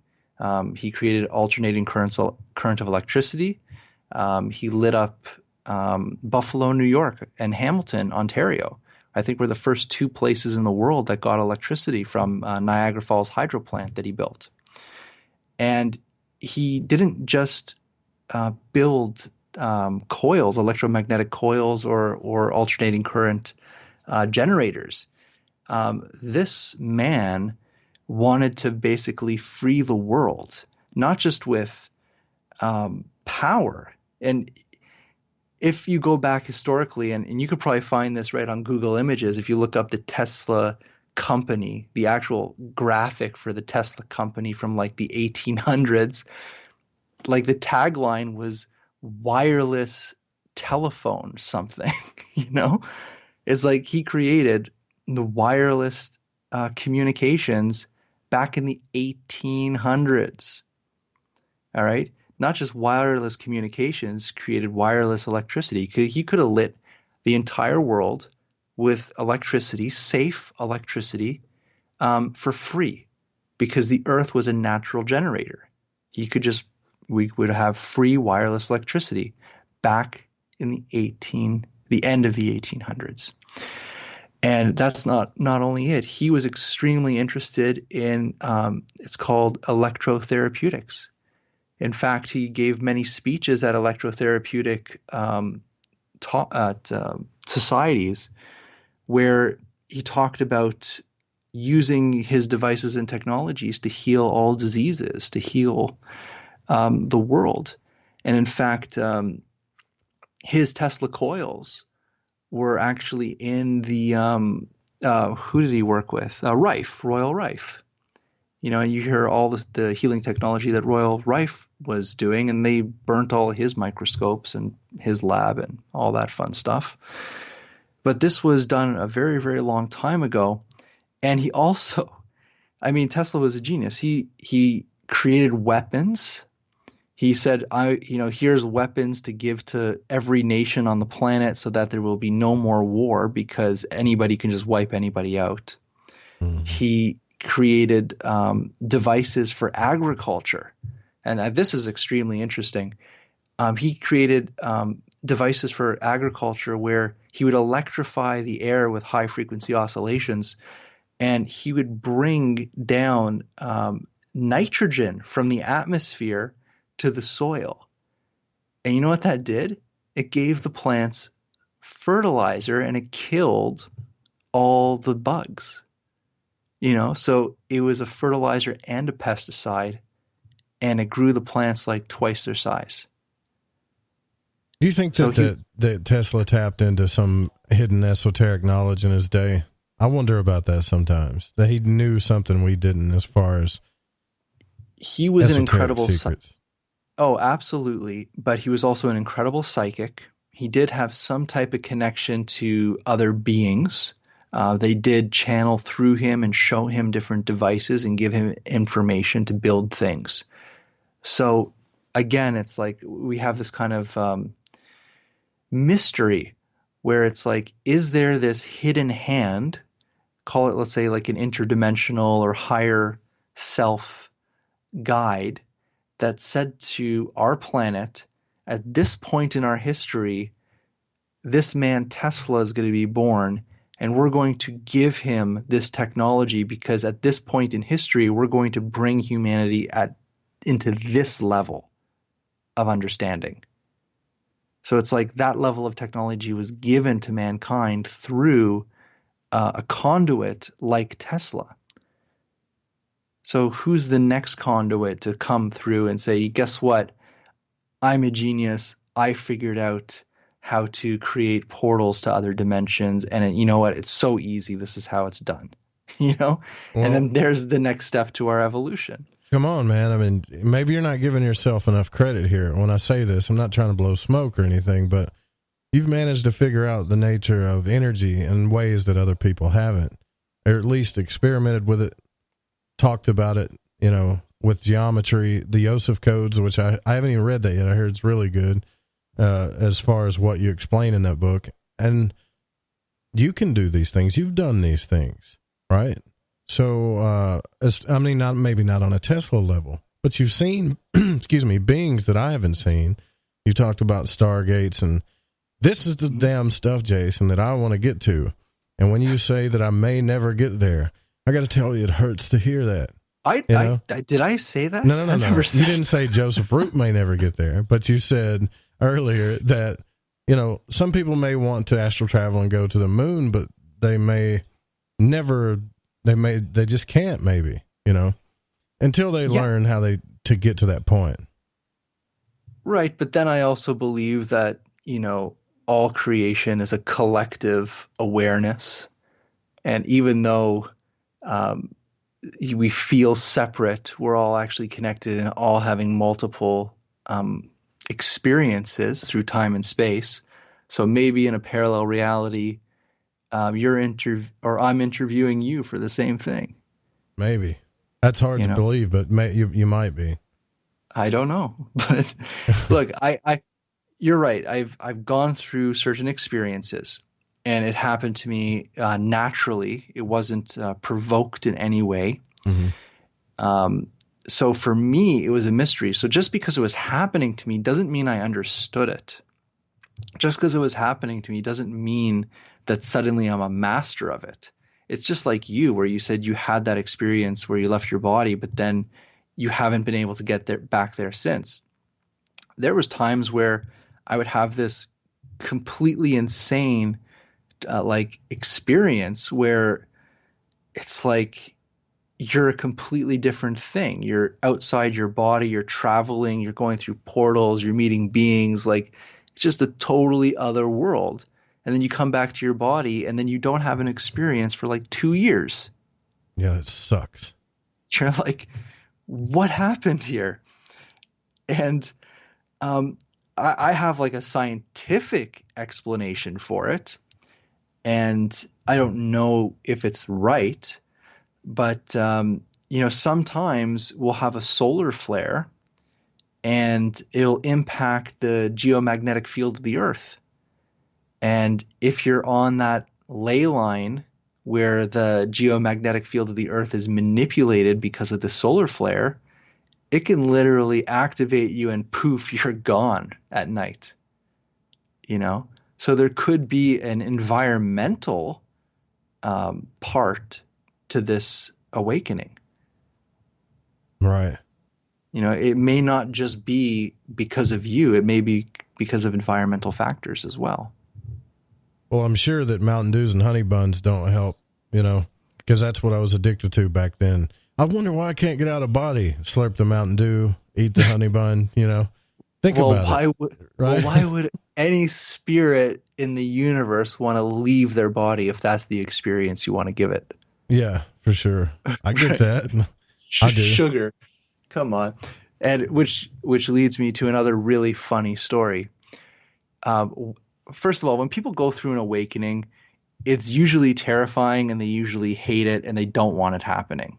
All right, so let's get that straight. So when it was happening to me, I was pissed. Like, I didn't want this stuff happening to me, and I liked my life. I liked the world. I didn't want it to change. You know, change is scary. So I remember going to my cousin and just asking her to channel for me, and I was pissed off, and I'm like, why am I here? Why did I incarnate? Why do I have to go through this garbage? And, you know, blah, blah, blah. And she channels and she starts laughing at me. And she's like, oh, I don't want to tell you what they said. I'm like, well, tell me. She goes, you chose to come here because you really like the food. You got to be kidding me. That's what they said, right? And you know what? I calmed down and I thought about it. I'm like, that's actually a really good reason to come to Earth, is to just experience the food. I can buy that. You know, in Neil Donald Walsh's book, Conversations with God, he asked the God figure in that book, why do we keep coming back? And he said, because you want to experience the concepts of love, the pain, the jealousy. You're addicted to it all. Every experience of life, it's one of the greatest things in the universe, and you're addicted to it. You can't help but come back until you get tired of it and you're ready to move on. And he talks about it takes many lifetimes before you get to that point. But I talk to 3,000 people a day are like, oh, I can't wait to get out of here. It's, you know, can't wait to. I'm like, really? You don't want to go surfing, play golf, you know, make love to somebody, eat a good meal? You don't think that that's cool? That's great, you know?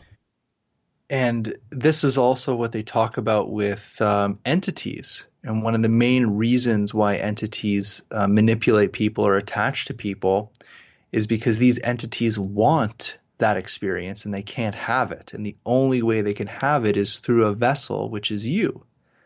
So that if they could manage to get connected to you in a certain way, then they will be experiencing the food you're eating. They will be experiencing what's going on in your life.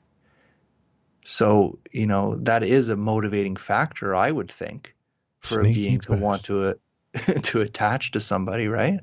Well, I get the biggest questions I get, Jason, are about psychic attacks and attachments. It's some of the biggest to this day. If people ask me about psychic self-defense and attacks, everybody believes that they're under psychic attacks. So I tell them, I give them the books that I read, because sometimes you may not be under psychic attack, or you may be inflicting these things on yourself, but it is a big interest now. And now I'm starting to think that maybe I shouldn't even talk about it, because I don't want everybody focused on that. You know what I'm saying?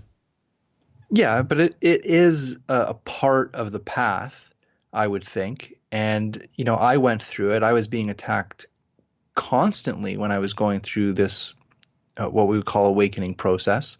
So I've been there, and for me, it's made me a better person. It's made me stronger to figure out, you know, how to protect myself.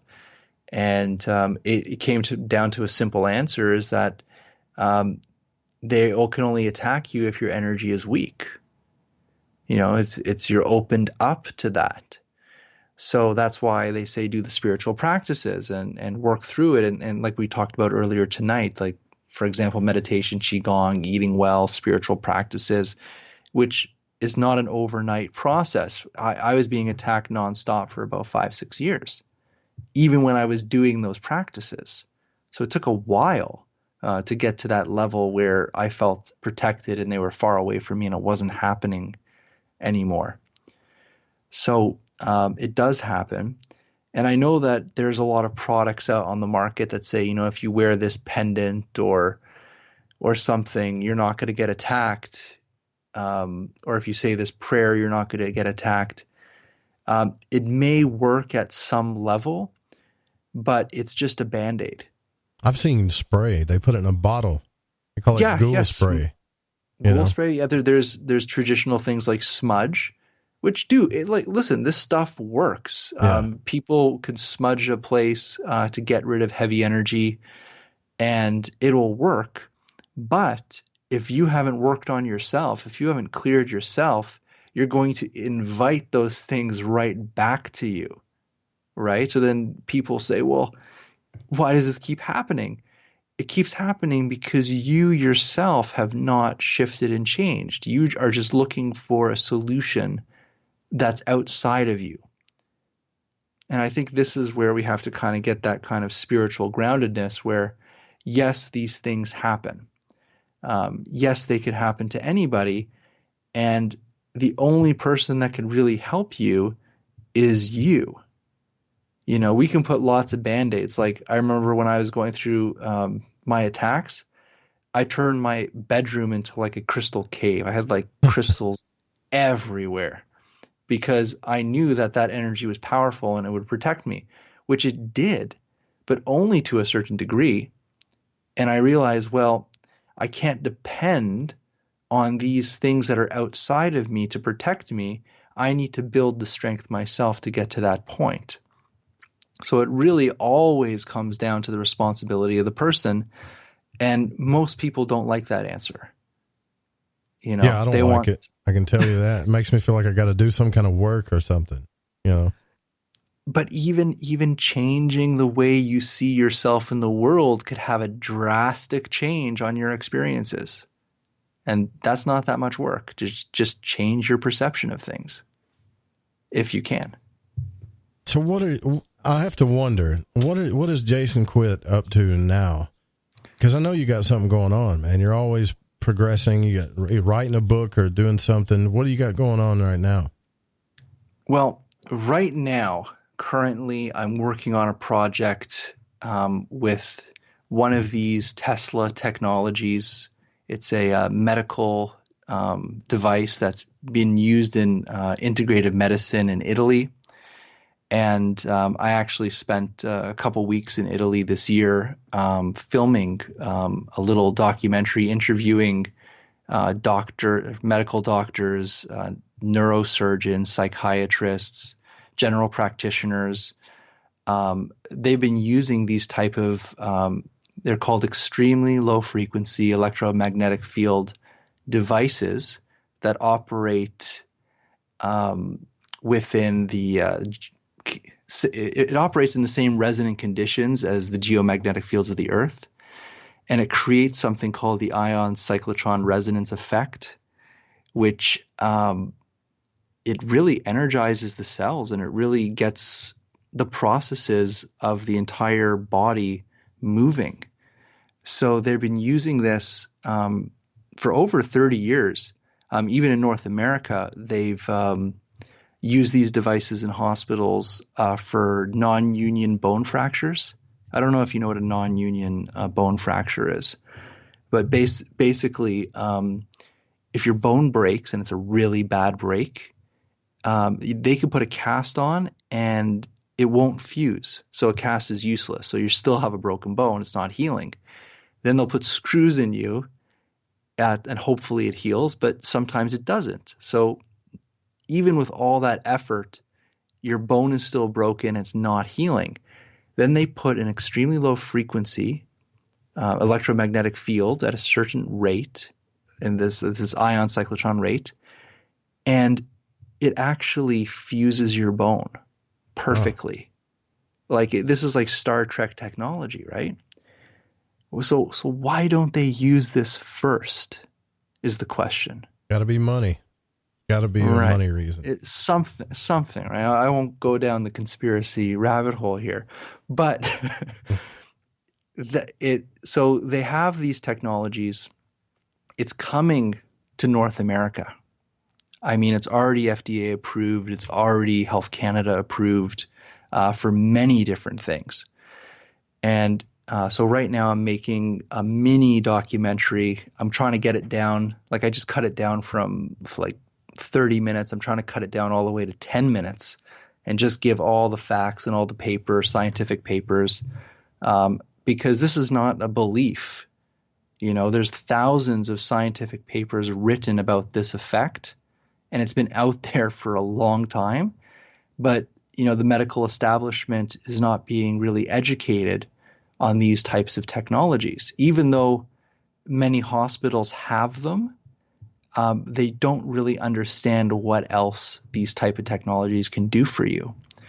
So hopefully within the next couple of weeks, I'm going to be putting that out there. I'll make a little YouTube video and I'll put it out there, and people could watch these very high-end doctors talk about using Tesla technology in today's age and the results that they're getting.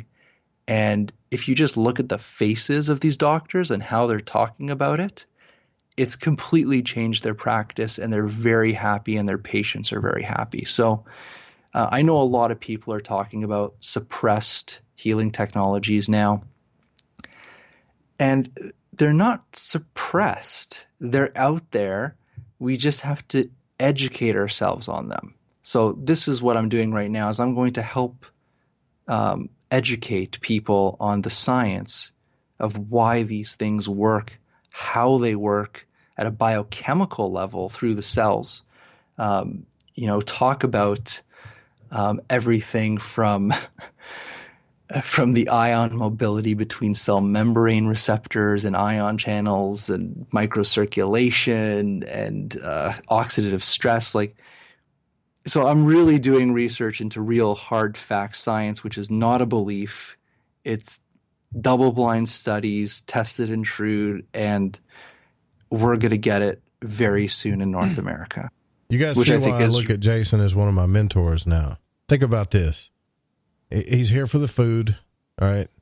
And he could have rode this, you know, astral travel, stargates, and reptilians thing, this experience you had. You could have went on with that for years, man. You could have made, that could have been your main focus, but you're wanting to help people and heal people faster. Yeah. You sure you're just here for the food? I don't know. That's what I could sleep better at night if I know that. Right. But no, it's like, look, do I want to be known as Jason Quitt, the time traveler? I mean, come on. Those are experiences, yes, and they help a lot of people, and I will share that for the rest of my life because it will help people understand these things, especially in the spiritual sense of outer body experience and even the awakening process. But there are so many things in this world that can help us. You know, there's so much knowledge here, and there's so much money and power focusing our attention on things that hurt us. You know what I mean? Yeah, for sure. So why don't we just kind of shift that? Because this stuff exists. This is here. It's documented. It's not like a conspiracy. I mean, it's here, and we have the means to connect to it, use it, tell our doctors, even ask our doctors if they can get it so we can use it. You know? So why don't we kind of, the people that are here to help people and not just for power and money, why don't we just say, we're here to educate you and to show you that these things are real and it's not out of reach. It's not part of some secret space program, even though this technology is in space. They actually use this in the space station because they use this in the space station because it strengthens the bones and the tendons from atrophy. And a human being gets very ill in outer space. You know, right when you go into outer space, your body starts to die. You know, space is not friendly for a human being. So they put these Tesla coils in the spacecraft in the spacesuits. There's patents from NASA. You can look this all up. It's all online. And basically it generates a Schumann resonance, an extremely low frequency electromagnetic field in the spacecraft to help keep the astronauts alive. So if they're using this out there, don't you think it has some benefit down here too?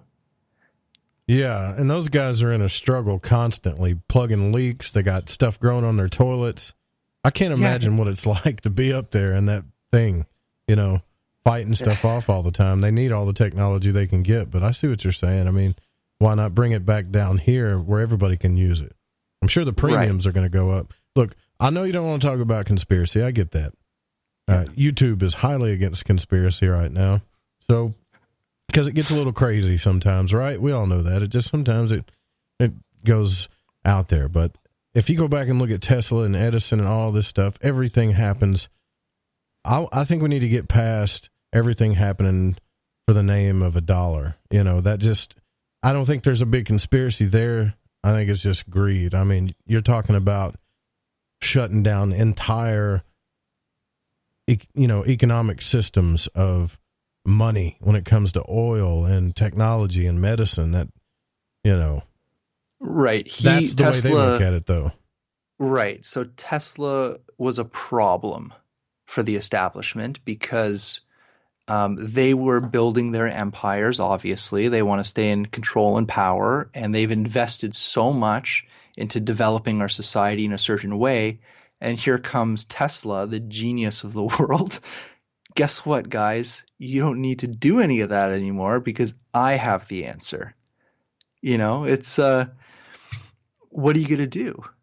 Well, they fought back, they suppressed it, and this is the world that we live in today because of it. But remember, things cannot stay hidden.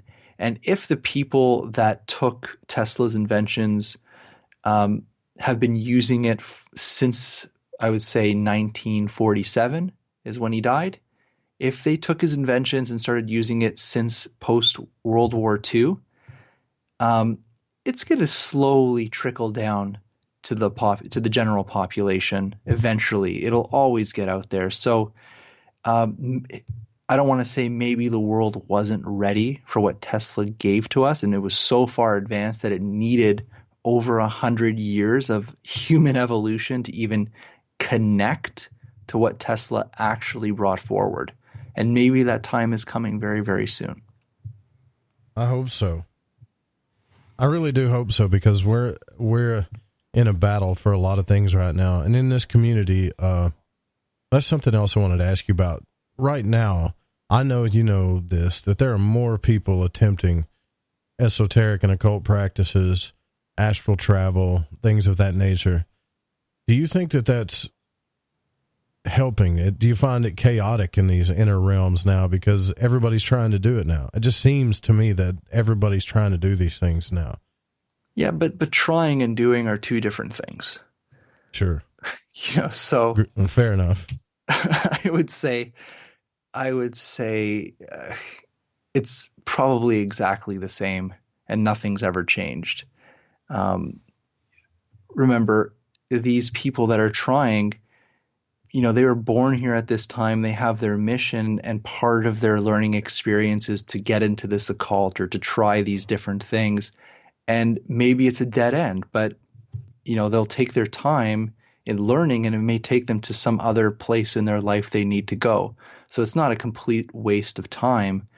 And I don't think it's hurting people. I just know that just like with everything, and I can't stress this enough, it doesn't matter what you do, there will always be pros and cons. Always. There will always be struggle. There will always be pain, whatever you do, because that's what life is. So if you choose to go down that path, you're going to experience, it's not just all rainbows and unicorns, is all I got to say. Sure. And yeah, for real.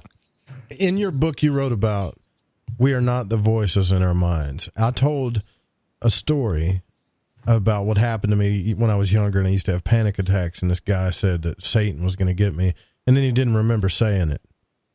Throughout the past few days, I've had experiences with everybody that's close to me, and I know I'm not the only one, whether it's family or friends, test you on a level that you're sick and tired of being tested. Now, we talk about energy and psychic manipulation and things like that. It seems like when I get centered and grounded, okay, I can focus, I'm centered and grounded, I'm happy, I'm positive. That's when the bugs really come out.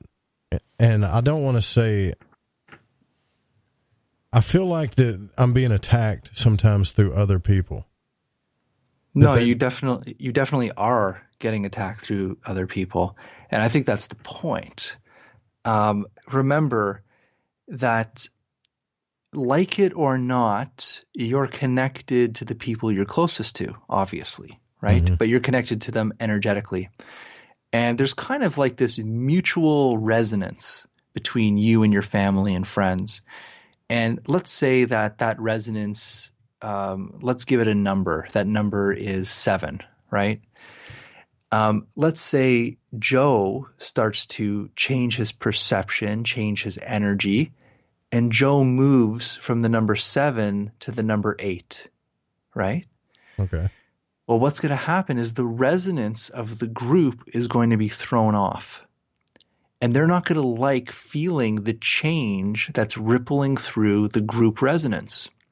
So what they'll do is they don't like the change. They are comfortable in their resonance. So they will now do what they need to do, and most likely it's through lashing out and pushing buttons, is they're going to say, no, Joe, we don't like you at 8. Come back down to 7 with us and be comfortable.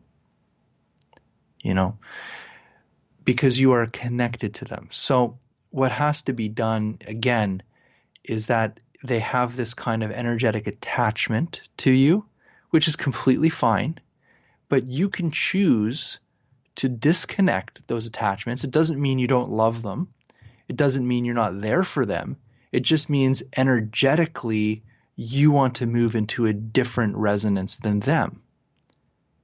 And this is your path and your spiritual evolution, and they will understand. It's also, if they do have entities or other attachments connected to them, they're also connected to you. So if you start to move, those entities will kick in and activate and push their buttons to attack you and push your buttons to bring you back down to them. So it's this whole game of energy. That's really what it is. It's just a game of energy to keep things in a comfortable state. And there are people that are very ill or very traumatized, and they will stay in that state for their entire life because for some reason they are comfortable in that state. And it's very hard for someone to talk about that openly. But we are a collection of our wounds and traumas, and that's what kind of creates our story. But when we go down the spiritual path, we start to shed that story. We start to shed those traumas, and there's a ripple effect that happens through the spiritual energetic realms that touch the people you're closest to, which is your family. So they will seem very, very unstable and unbalanced around you, because you're stepping out of what they're comfortable with. Does that make sense? I think so. Yeah, it does. It really does. And I say that, I only bring that up because I know it happens to a lot of people. It happens anytime somebody gets in a state of confidence or they feel like they're making progress spiritually or in life, the people that they feel are closest to them lash out against them in some way. And it makes you, and it brings up old feelings of negativity, you know. And I'll just give a quick example that's different, but it's the same. Is that growing up, my mother was a very nervous driver. So if someone would, let's say, hit the brakes in front of her really fast, she would like panic, you know. She'd and then like shoot her arm across the seat to make sure I'm okay. Mm-hmm. But there was nothing really to panic of, right? This was something in her, right? But when it happened and she did that, it scared me to death. I would jump out of my seat and lose my breath as well, right? Yeah. And then I started to do the Qigong, the healing, go through my spiritual path. And then I was driving with her again, and the same thing happened. She goes, and, goes to grab me. And I was just sitting there, and I didn't move a muscle. I didn't get scared. And at that moment, I realized that growing up, that anxious, nervous energy of my mother was part of me. It was inside my energetic matrix, and I was being triggered just like her. And when I started to heal and release that energy and change my energetic matrix, that energy no longer affected me anymore. And it was I couldn't believe that I didn't jump out of my seat, because I did always. See, you make it sound so easy. I'm just going to have to go back and listen to this stuff, because I remember the last time you told me to be compassionate. Now you're telling me something different. You see what I'm talking about, folks? I'm glad. Thanks for helping me with that. But I know you helped somebody else too, because we've talked about anxiety and depression, opiates, which is a whole another thing. I mean, even John Lear was on the show last night and talked about his battle with that stuff. Seems like everybody's getting toyed with energetically on a mass level right now, Well, just, we'll take a step back and we'll say, okay, what is an opiate, right? Why, what is an addiction? Addiction is you're craving a source of energy. You need something to feel a certain way. And that's because we're disconnected from the universal streams of energy, which is supposed to feed us, which is supposed to make us whole and feel good. And once we start to disconnect from a natural environment state, hello, the technological world of today is complete disconnection.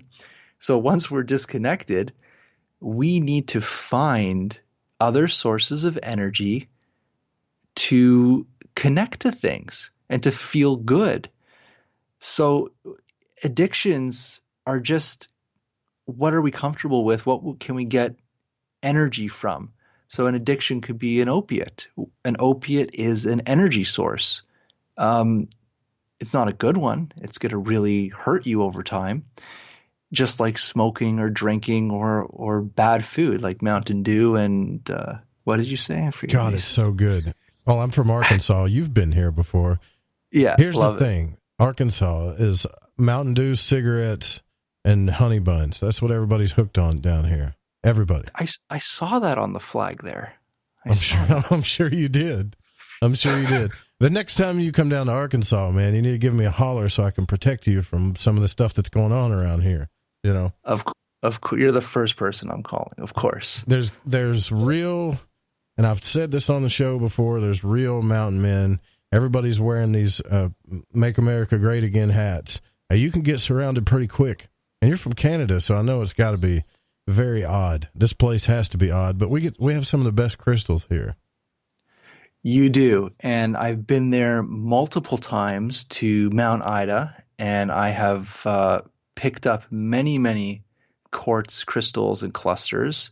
In fact, I still have boxes of Arkansas quartz here, and they're all over my house. They're all over my office. They're one of my favorite crystals in the entire world, is Arkansas quartz. Yeah, I still don't understand. You're the only one, and I mean this, you're the only one that's helped me understand the nature of crystals. Because when I go to these conferences, I just go to local ones I don't really go to big ones, but ones that are around here. I mean, crystals everywhere, and everybody's having all these conversations. Oh, this crystal, that crystal, and this. I'm like, do you feel that? And I pick it. No, I don't really feel anything. And so the last time I talked to you, you helped me understand that we can wrap back to the start of the show. It's all about energy, It is.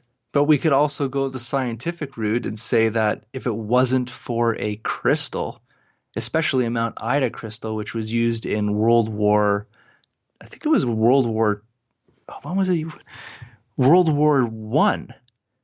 think that's the history. It was World War I.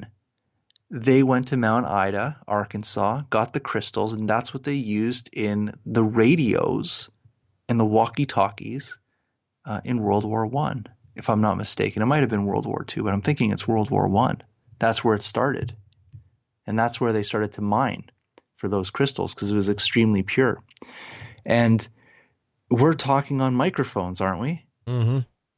Well, there wouldn't be any microphones if there wasn't a crystal oscillator in there. And that's how those things originally were created.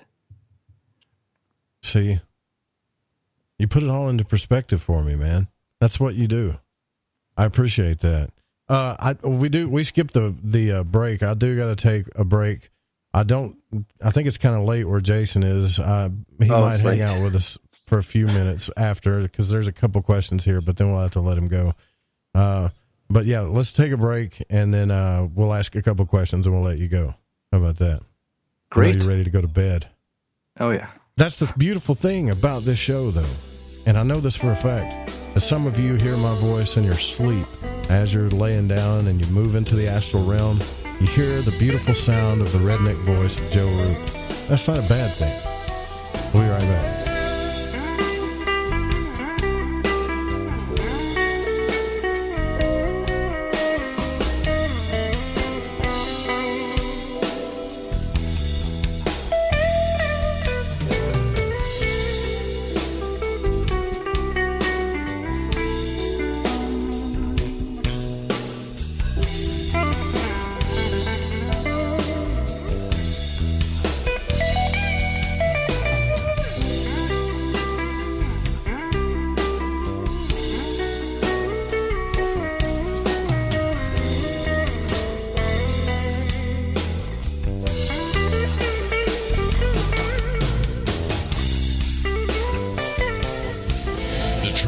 Out there. There's something out here. And so are we. KTOK Digital Broadcasting, The Fringe FM.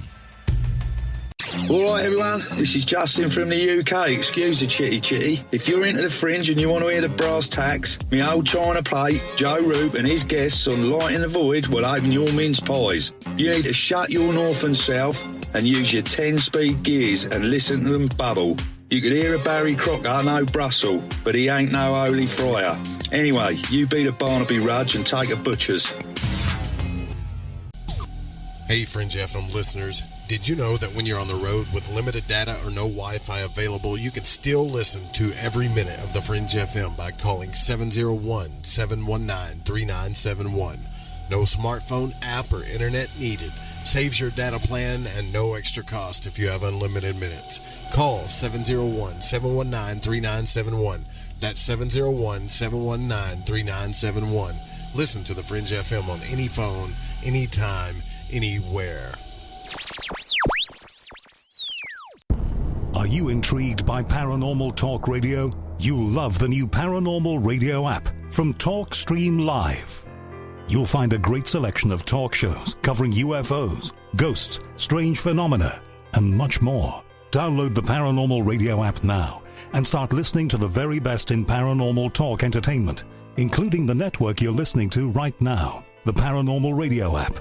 Free in Google Play and the iOS App Store. Your home has needs. It needs a healthy, dry environment all year round. Start by getting rid of the worst air in the basement and crawl space, where the problems begin and make the whole house sick. Introducing the new Smart Wave Ventilation Unit. It has advanced technologies to continuously reduce moisture, mold, and odors, and expel radon, gases, and pollutants. And now, Wave units include carbon monoxide detection to automatically expel air at a high rate and send you an alert. It also has an app so you can remotely monitor the conditions. Wave is a comprehensive, maintenance-free, affordable solution that will transform your entire home. Protect your home and family with what it needs. Give it a new Smart Wave Ventilation Unit. For more information, call 888-717-WAVE. That's 888-717-WAVE. Or go to dryhealthyhome.com. That's dryhealthyhome.com. Wave Home Solutions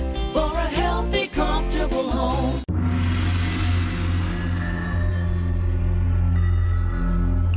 Greetings, galactic community. This is Suzanne Ross, host of Sci-Spy Radio, every Wednesday evening from 5 to 7 p.m. Pacific. Join me for this brand new show featuring a revolutionary new genre, Sci-Spy, merging science and spirituality to give us answers to the greatest mysteries of creation.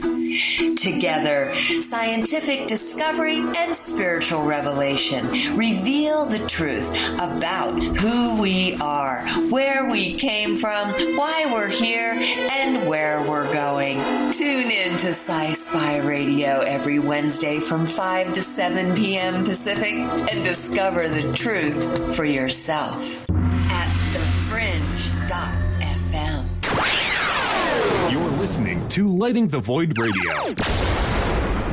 Hi folks, it's a holiday season with hope in the air. Things to look forward to and no time for despair. Health can be a challenge, and so can the mail. So Get the Tea wants to help you by giving you a sale. Buy 2 months of Super Tea and get 1 month for free. No limit. That's buy 2 months of Super Tea and get 1 month free. That's a savings of $35. Where? GetTheTea.com. That's GetTheTea.com. Scroll down on the front page and find the buy 2 get 1 free ad. Click it and save. Orders over $100 get free shipping. Send the gift of life. Change tea at GetTheTea.com. We have many non-GMO organic supplements just waiting for you. This holiday season, enjoy health and Thanksgiving with GetTheTea.com. Want to call us? 928-308-0408. That's 928-308-0408. GetTheTea.com is a proud sponsor of doing what's right. That's GetTheTea.com. Follow The Fringe FM on Facebook and Twitter at The Fringe FM. The Fringe FM loves hearing from you. Have a suggestion, comment, or question? We're all ears. Email talkback@thefringe.fm. Want to know what's on The Fringe FM? Check out our schedule at thefringe.fm.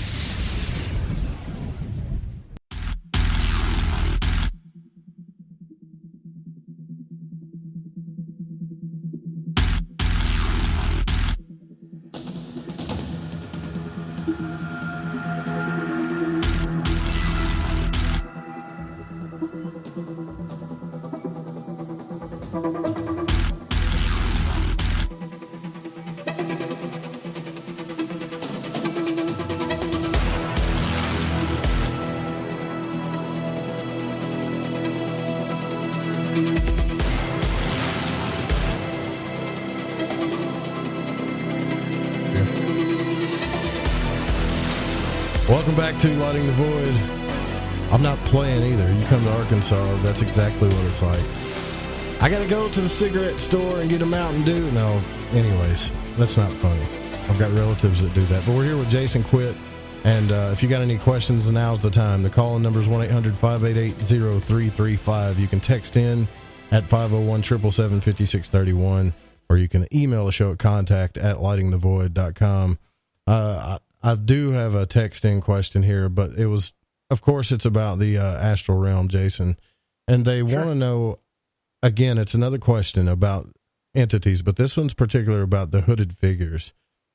How can they trust an entity that wears hoods? And I laughed when I saw this text in at first, but then I started thinking about it. Yeah, an entity that approaches you that's wearing a black hood. I mean, why would it do that to begin with? Because some people say that they're not always necessarily bad. So why are they keeping themselves all, hidden and secluded like that? Well, I mean, that is a big nightmare, especially for cops, to see somebody in a hoodie. But yeah, I get it. Sorry about that joke. Anyways. Oh God, he's wearing a hoodie. It's scary. I get it. Whoever texted that in, I understand, but it's I get the reference. See, it's late. We're starting to laugh. It's not good. Okay, so this is honestly, I actually asked one of these beings that was wearing a hood, and I said, why are you wearing? It's not just a hood; it's like a robe, right? And it covers their whole body, and their head is hooded. And if you look at their face, I never saw an actual face. It's like just dark, right? So it's like a hidden face underneath the hood. And I asked, like, why are you wearing this hood? And the answer they gave me was very surprising to me. And again, this is just what I was told. It doesn't necessarily mean it's true. Basically, what they said is that they have to wear these garments to cover their energies in their bodies, because if they would expose their true self to me at this level of awareness, it would probably damage me. It would destroy my energetic fields, because their fields are too powerful for us to take at this moment in time. And for me, it kind of made sense to me, because the being had to stand in the corner of the room, for example, and I heard this very high-pitched ringing in my head. And when it would step closer to me, that ringing, that vibration got louder and louder, where it was very extreme, and I wanted it to stop. That sounds like something in a horror film, Jason. It really does. It looked like something in a horror film, too. I'm sure it did. It's freaking me out listening to it. Go ahead, I'm sorry. But then again, here's the thing. Is it our belief system that sets us up as this thing, if it comes to you and it looks dark and it wears a hood, does that mean it's evil, right? Or does it have evil intent? And yes, I've heard a lot of stories of these things that are not so nice, that look like that. But to tell you the truth, I've never, in all my journeys and travels, I've never had an issue of this thing doing anything negative to me other than putting me into sleep paralysis. And at the time, I thought that was the most evil thing in the world, is to put somebody in sleep paralysis. But once I popped out of my body and had that first outer body experience, that hooded figure was standing at the foot of my bed.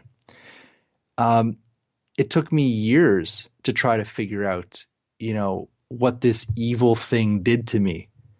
And after all these years, I've come to the conclusion that it was just there to assist me in my transition between the worlds. It was there to monitor that I was going to make a clean transition from the physical realm to the astral realm.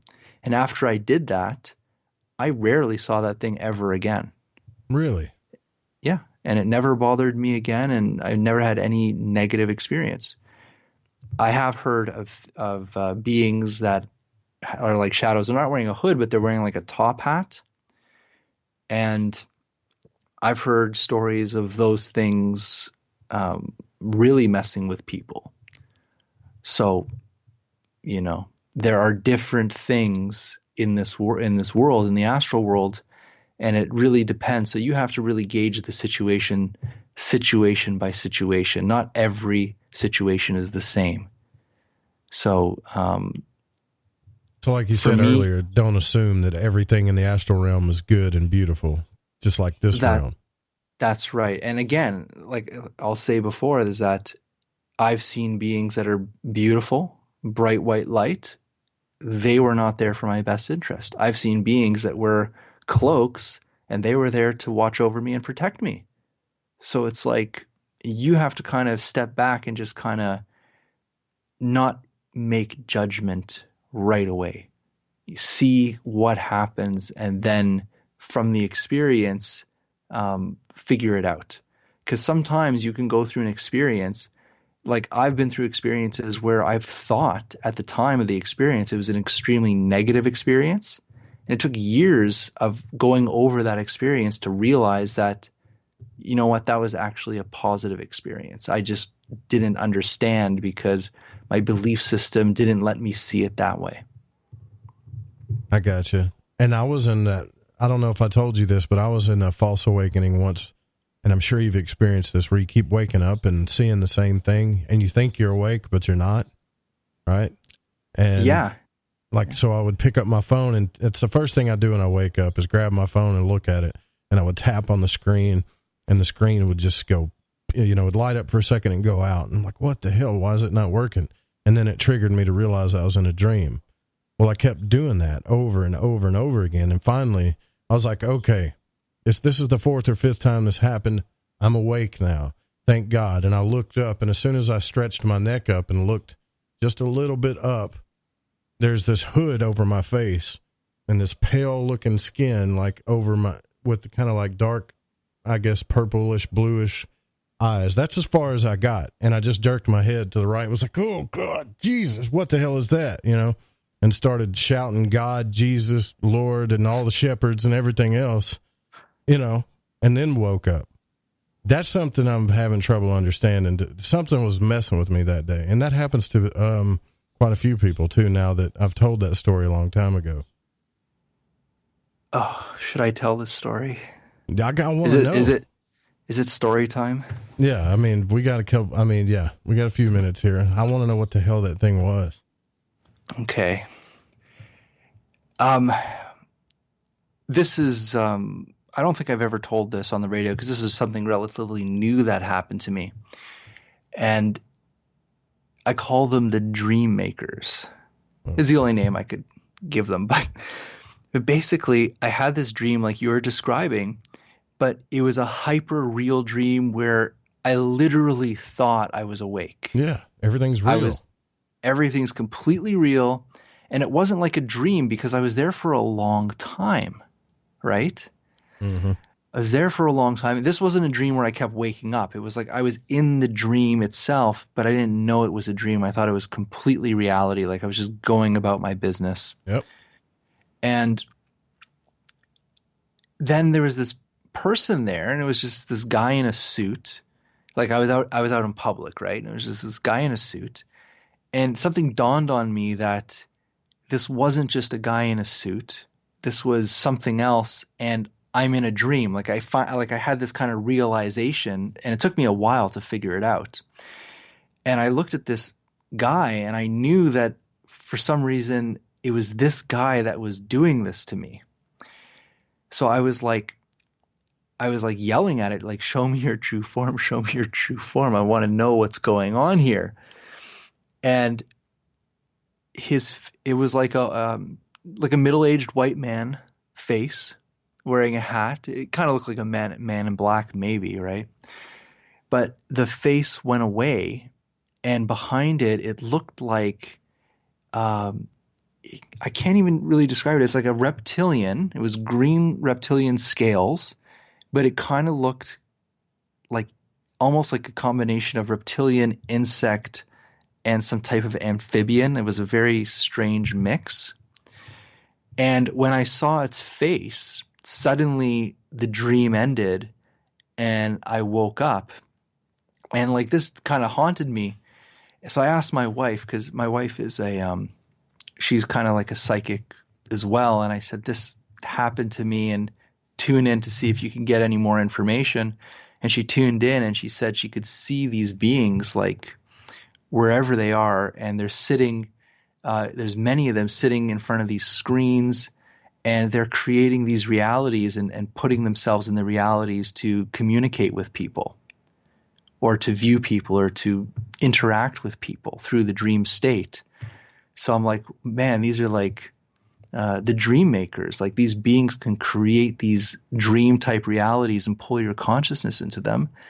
And they looked like, I don't even want to say like beautiful, but it wasn't like a scary reptilian. It was really interesting. And their eyes were like stunning, beautiful, like greenish, bluish, really amazing eyes these things had. I wish I could draw these things. Maybe I freaked myself out then, because I didn't see the whole face. I just got to the dark eyes, you know? Yeah. So like I said, I don't know good, bad, indifferent, you know, how can I tell? I don't know these things. All I know is I figured it out, and I got to see what these beings were doing. And I think that maybe this is a way of communication, is through the dream state. I gotcha. So maybe next time calm down a little bit. Why they don't have a way of, they're not very subtle. I think that's the problem in my case. They do not know what subtle is at all. At all. Queen Babylon wants to know, what is your favorite and least favorite experience that you've had? I guess we could say in these travels, your most favorite and your least favorite. Well, my least favorite are the time travel ones where I get to go to war scenes. and view basically carnage, which is not nice.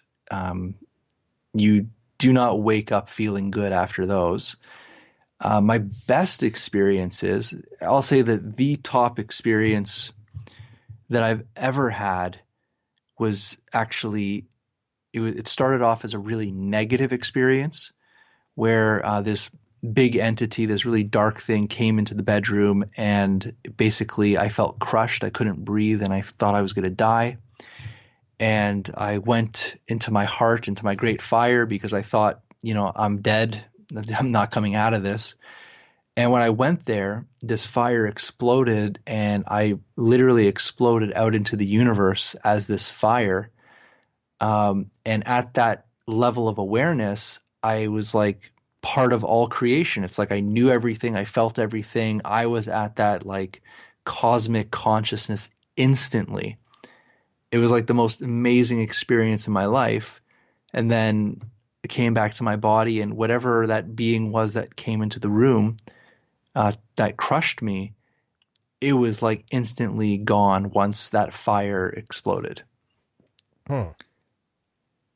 How many lives do you think have you lived? All of them? Yeah, like if you had to guess how many lives that you've been here. If you just pick a number. Here. I honestly, I couldn't tell you. I will say that from past life memories, I could at least say 20 that I've had recall on, at least. But there's probably a lot more, because I think we also live multiple parallels as well, simultaneously. So, sometimes you'll go back, let's say, to a point in history, but it's different than the point of history that we think is in our world. I don't know if that makes sense. It's like another timeline, maybe? Yeah, it's like another timeline. So you can, let's say, go back to like Egypt, for example, but it would be like a different pharaoh or a different thing there that's not part of like this timeline, but it's still Egypt, So I don't know if it's from here or you're doing past lives of some type of other parallel world or dimension. I don't know. You do believe that the Egyptians, though, they knew more about this than I think anybody ever did. I really believe that. I don't know, maybe the Tibetans, but it seems to me like the Egyptians really did tap into something, because most of the secret societies, at least in the West, are focused around their teachings. I would say that Egyptians were very invested in the spiritual world, because that is, I would say, the true reality of our reality, basically. So their writings, their depictions, all these things that are on the walls, you can't look at them from a physical standpoint. You have to look at them from a spiritual or multidimensional type of standpoint, because the images have many, many meanings. So if you're looking at it from a physical point of view, you could describe it physically.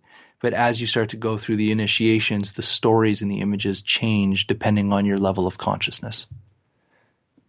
That's so cool. Yeah, I think you're right about that. I've read a lot of Egyptian stuff, so I totally agree. And you are planning on to continue writing. The books that you got are really cool.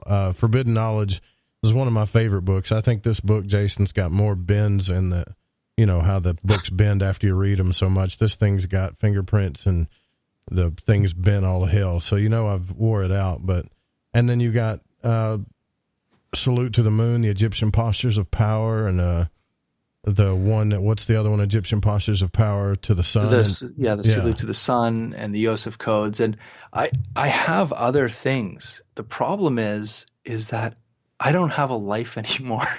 I'm basically working nonstop, and it's good to catch up to me. I know it. So I admit it. I am a workaholic. Like if you knew me personally, like every moment of the day I'm working on something. So I really do want to write some new books, and I want to get a little more into the metaphysical aspects of these things or the spiritual concepts, but I really want to bring them down to earth, because I really believe a lot of our spiritual or even religious ideas that we have today, they came from very, very simple beginnings, and just over time they've grown to these massive stories. And I think that it's a great reality check to just, let's go back to the first religion, which is the religion of the cycles of time. How does the first humans relate to the environment that they're born into? And where do these stories and philosophies and understanding of life come from? Mm-hmm. It comes from, the sun rising in the morning and setting. It comes from the seasons. It comes from the migration of animals. And that is the beginning of religion right there. And if we focus, or the movement of the stars, if we focused on how those stories were created in the first place to describe the environment these early humans lived in, we can see how over time those stories have grown into modern religion we have today. So if we go back, we can really strip all the useless stuff out, I think. One thing that I've noticed about your website is everything has a real purpose. I even got a store I'm working on that I've got little trinkets, Ouija boards. They don't really mean much. It's just cool little swag stuff. But you've got some beautiful crystals on your site. But the Tet-Raw Egyptian, I guess, Dajan pillar. Yeah, I'm really curious about that. Well, you remember I was talking about how Tesla had these visions to create these things into the world. So he would manifest these technologies into the world through visions. Mm-hmm. For me, it's a similar thing, but one of the things that haunted my dreams was this. Actually, I shouldn't say haunted my dreams. It was the Tet-Raw pendulum. It was this. I saw this design, and I would go to sleep at night and close my eyes, and I would just see this thing.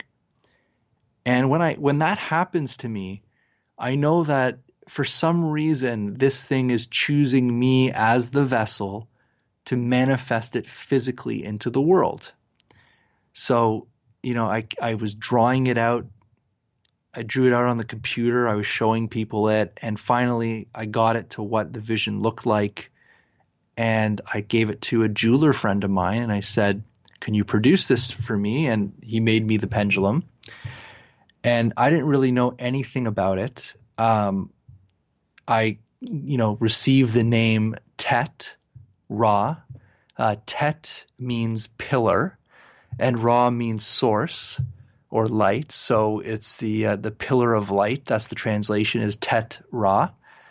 And that's really interesting too, because Tet-Raw also means the three, or the pyramid. So that's also the pillar of light. And we've channeled that shape is a very powerful energy system, which is supposed to connect to higher dimensional consciousness, so that when you use a pendulum for dowsing, you're not tuning into lower forms or lower entities when you're trying to tune your mind to different streams of awareness. So I enjoy that pendulum. I use it all the time. I don't really give it much thought. It just feels good using it. Yeah, if that makes sense. I used a pendulum for a long time, just when I was studying the subconscious, because I was curious about the answers that it would give me. And I always thought that the subconscious was a doorway to the spiritual realm, So when I saw this thing, I was like, I know Jason has a purpose. He just doesn't make stuff and put stuff on his website and go, that's for sale. There's something to this thing, And so that's really cool. Yeah, and many people have experiences with it. Many people, they don't even use it as a pendulum. They stick it under their pillow and go to sleep, and they say they have interesting dreams or outer body experiences. So, well, listen, man, I know it's late. I've kept you up too long. If you guys want to visit the website, it's thecrystalsun.com. Thank you so much, Jason, for coming on the show. We'll have to do it again sometime. And I mean that. If you come to Arkansas, hit me up. You never know what's going to come out of these mountains and woods, you know? Of course, I hope everybody enjoyed the show. And like I say, it's like when we come into a show like this, we have no real set agenda or what we're going to talk about. So this is all on the fly, whatever comes out. Right. So thanks that's so always much. fun. I appreciate it, thanks. Man. Bye. All right, guys, we'll be right back. That was Jason Quitt, everybody. Go visit the website, thecrystalsun.com. The party's not over. We still got a few more minutes left to do a little recap. But I see some of you going to bed. Make sure you visit his website. This is Lighting the Void. We're live on the Fringe FM. We'll be right back after these messages.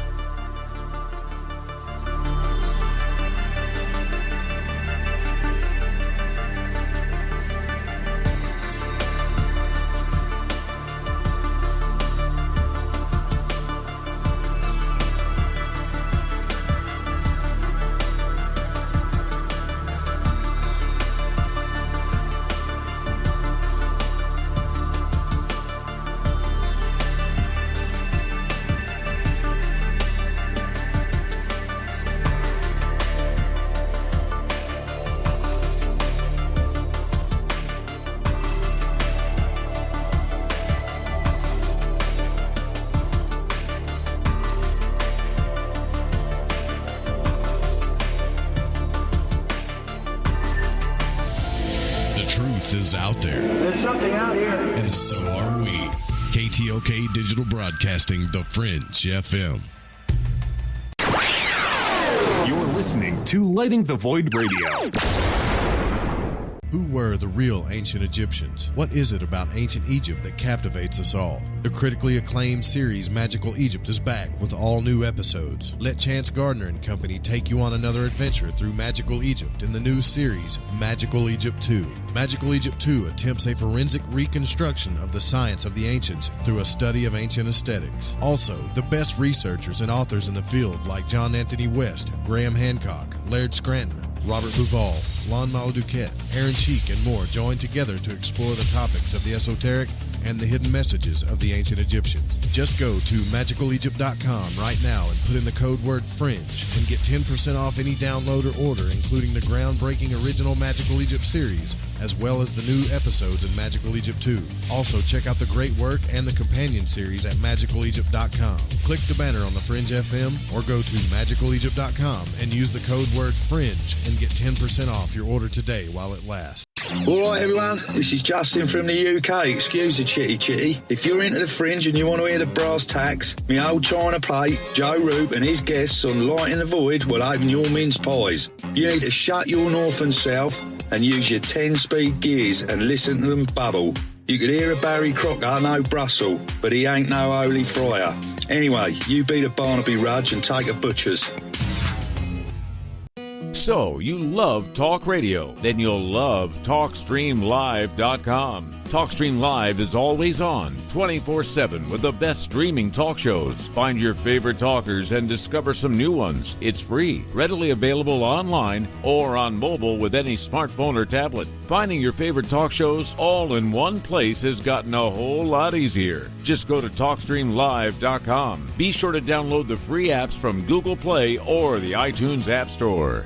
Hello, this is Vance Nesbitt. Take the time to expand your mind by listening to Lighting the Void with Joe Roop right here on the Fringe FM. Follow the Fringe FM on Facebook and Twitter at the Fringe FM.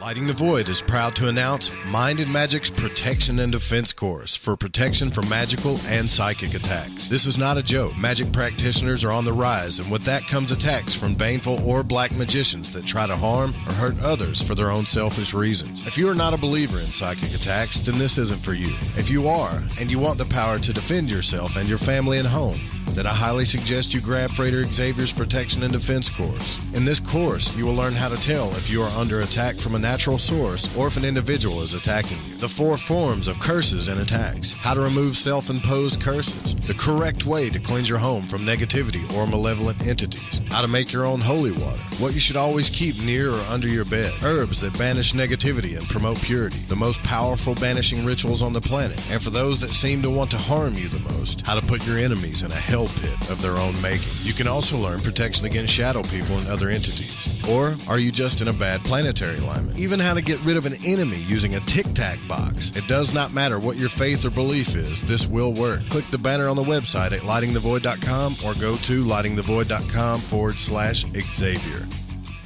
Want to know what's on The Fringe FM? Check out our schedule at thefringe.fm.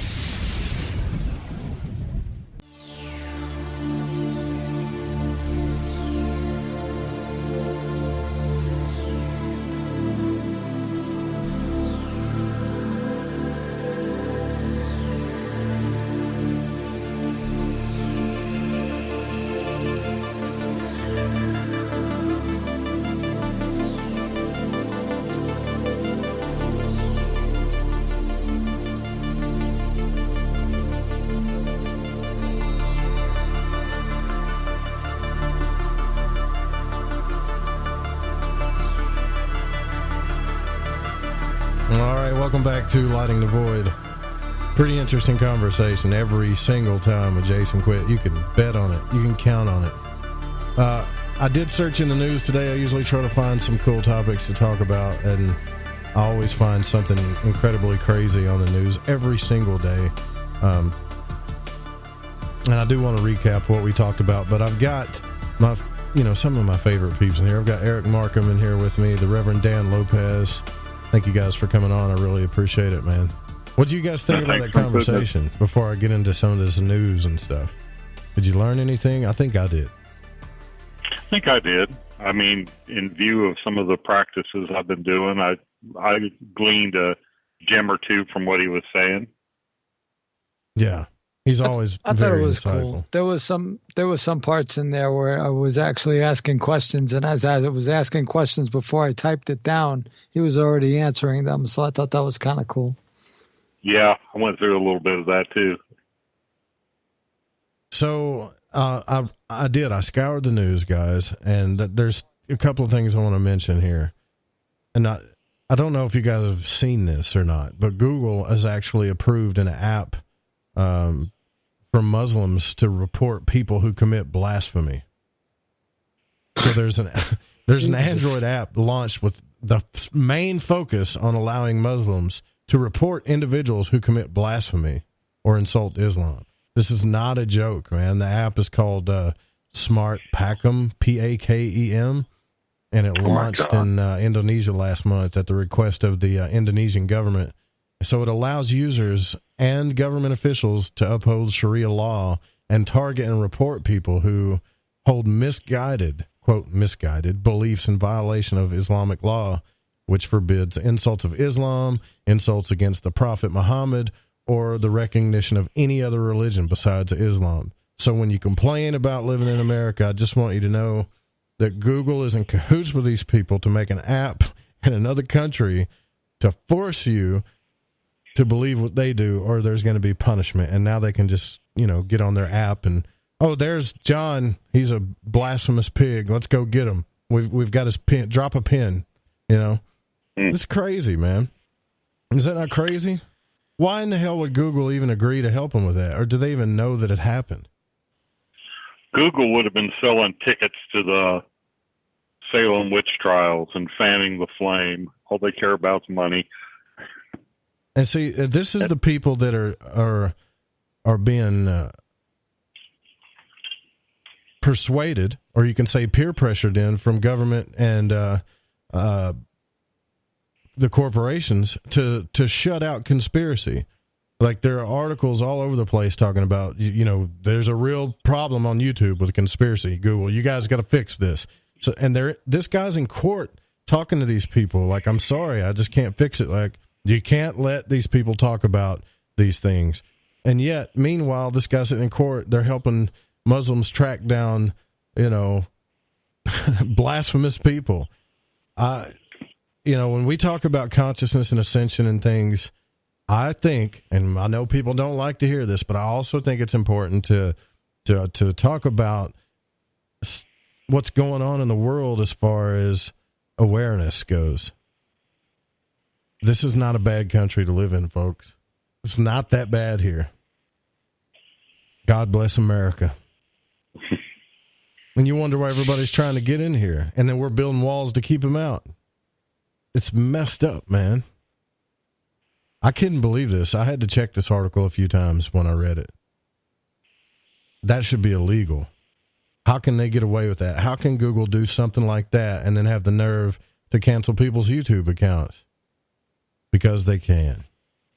Well, didn't they have something similar to that in Beijing where they were going to actually have an app that actually tells you what your worth is? What? Yeah, there was supposed to be an identification application in Beijing, one of those Eastern Asian continent places, but it was supposed to tell you what your worth was. And I was like, holy crap. Like they already knew all the information about you and they put it out in the public. They already have it, just of course. As soon as you get online, that's it. You see, Joe Roop has got a bank account. No, that's a prepaid debit card. He's got $50 in it. There you go. There's for the public. That's terrible. Anyways. Yeah, so all your information is right up there as soon as, like background checks and all of that stuff and whatever for like credit and, apartment, renting and stuff like that and purchases and forget about it. All they got to do is just punch in your name and bing, there goes your score. There's also something out that I saw too, this thing called Nightscope, which is autonomous security. Which I got to admit, it's cool. I'm scared of autonomous stuff a little bit, but this is cool. It's a little, have you seen this thing? Have you guys seen this? It's like a little robot that looks like C-3PO, but it looks way cooler. And you put it on your property, and it protects your property. What it does, it's like it forces multiplying physical deterrences. It has a 360 degree HD video streaming. It has a people detector. It's got an AK-47. It will register. No, check this out. It'll automatically register people's license plate.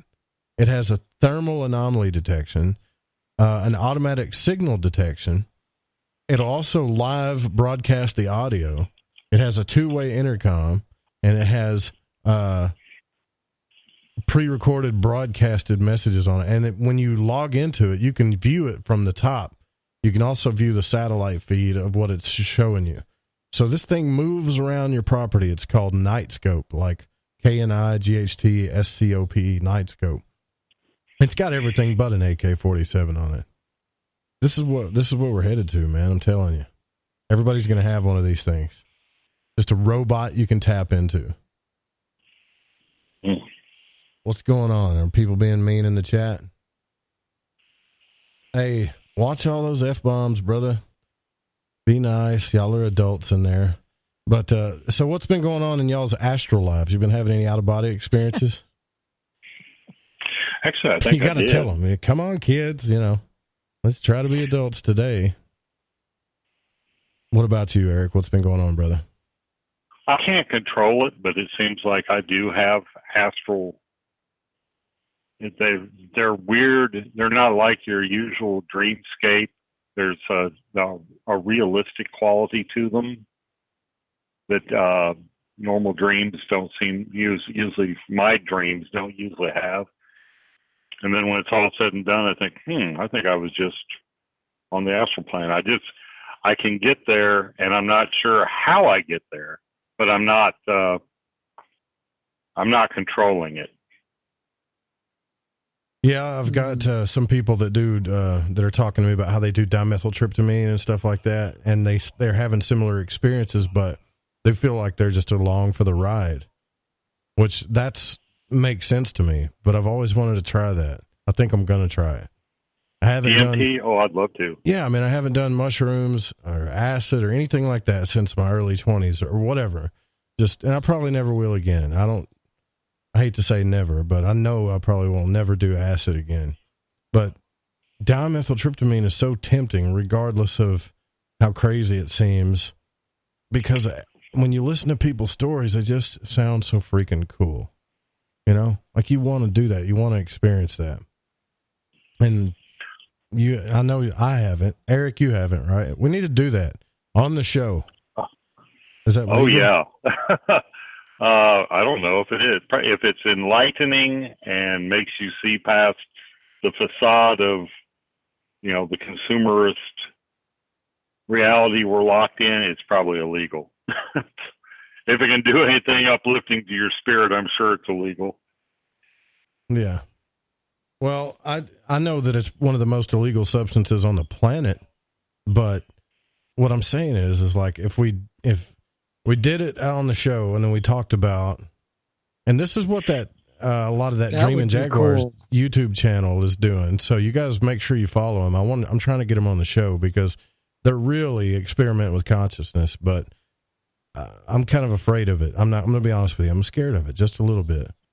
But if we did it on the show, I mean, by the time it's all consumed, they can't, even if they kicked our doors in, there wouldn't be nothing, right? So they couldn't do anything to us.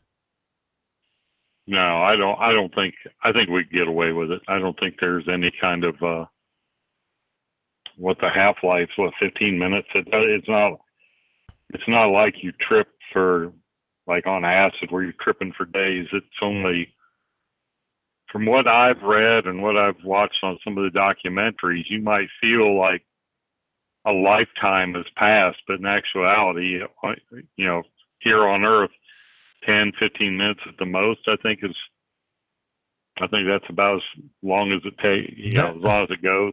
That's what freaks me out, man. Yeah, I don't want to get stuck. What is that other stuff that people are doing that I think is absolutely insane? That salvia root or whatever. Did you see people? They got people smoking that stuff on YouTube, drooling on themselves. It's insane. But one guy on there, and this was one of the Joe Rogan videos I watched. I think his name was Art or something. It wasn't Art, something else. But anyways, he took this stuff, started flipping out, came back from his trip, and then told his buddies that he was in, like you said, he was in a whole nother lifetime, a whole nother story. And he was there for months, like a couple of months, man. And went in detail about the story, that he was living another life. And can you imagine that?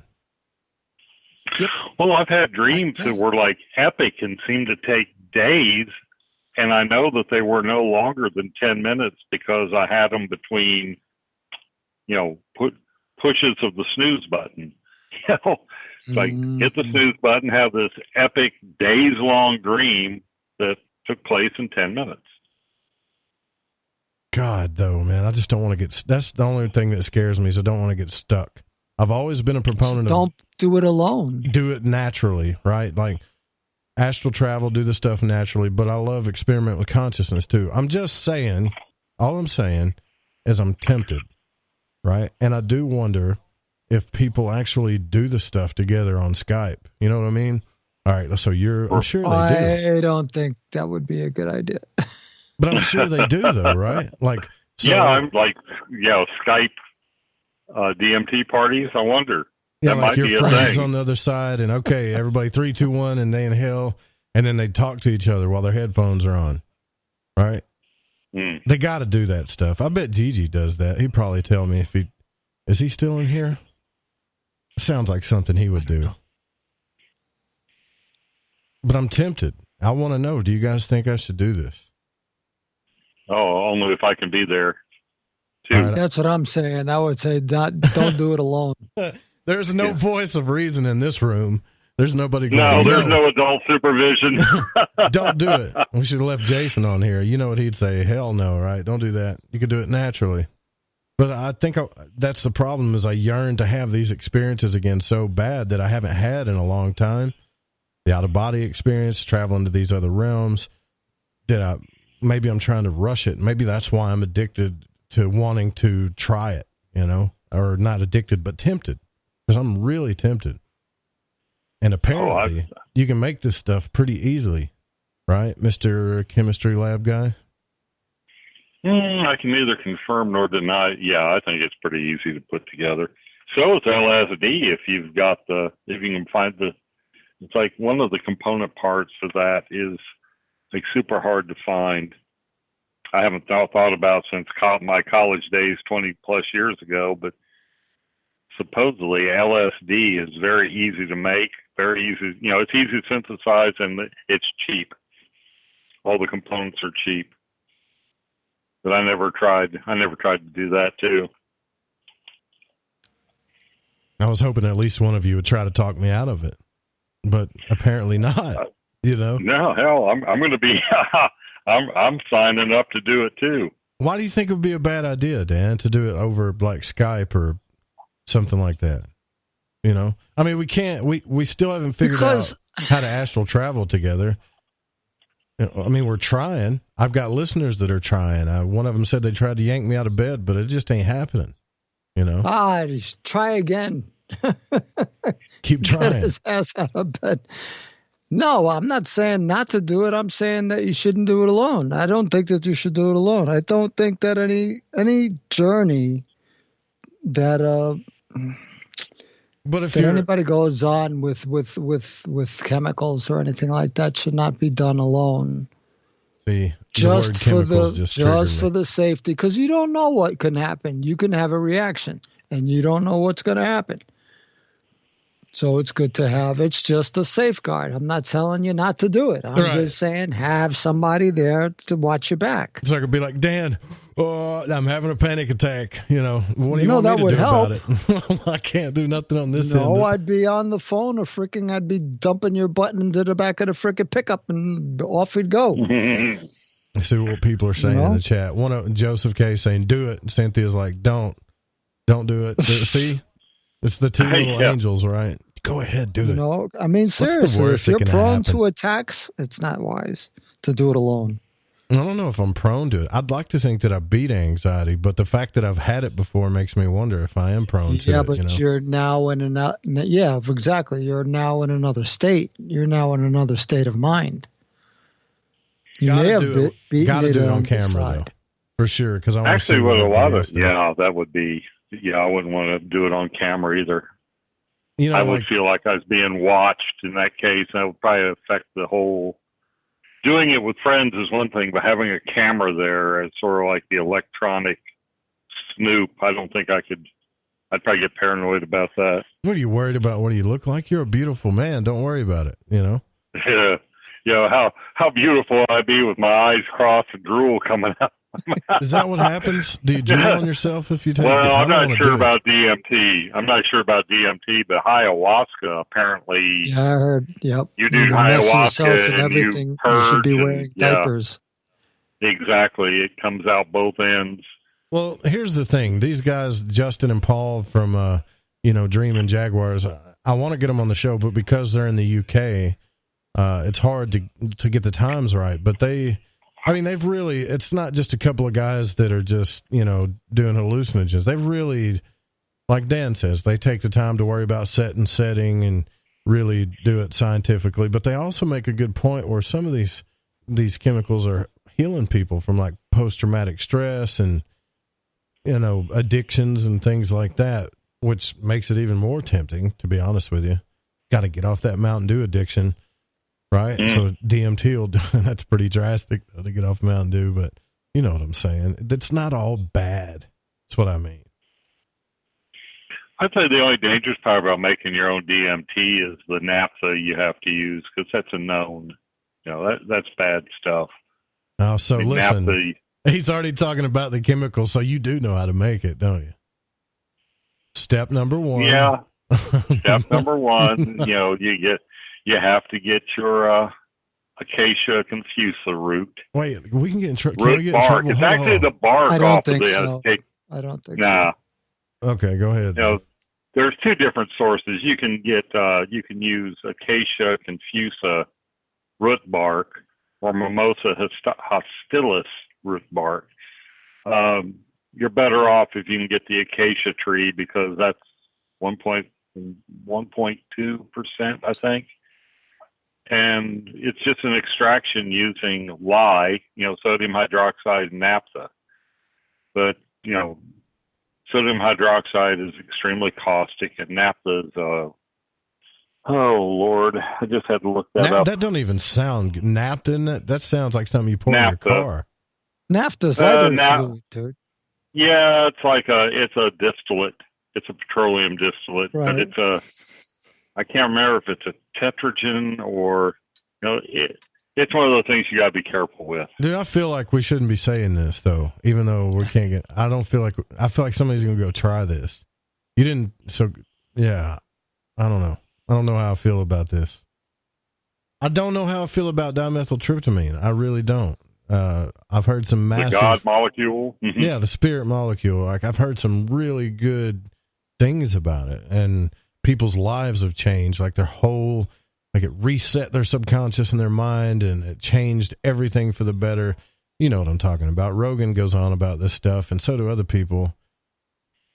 But that's just like a couple of people talking on the internet that have millions of followers. What about the thousands of everybody else that's doing it? I want to figure that out, too. Why the hell am I talking about this? I thought we were going to talk about astral travel, but I started talking about DMT. I'm sorry. Well, DMT might be a shortcut to us.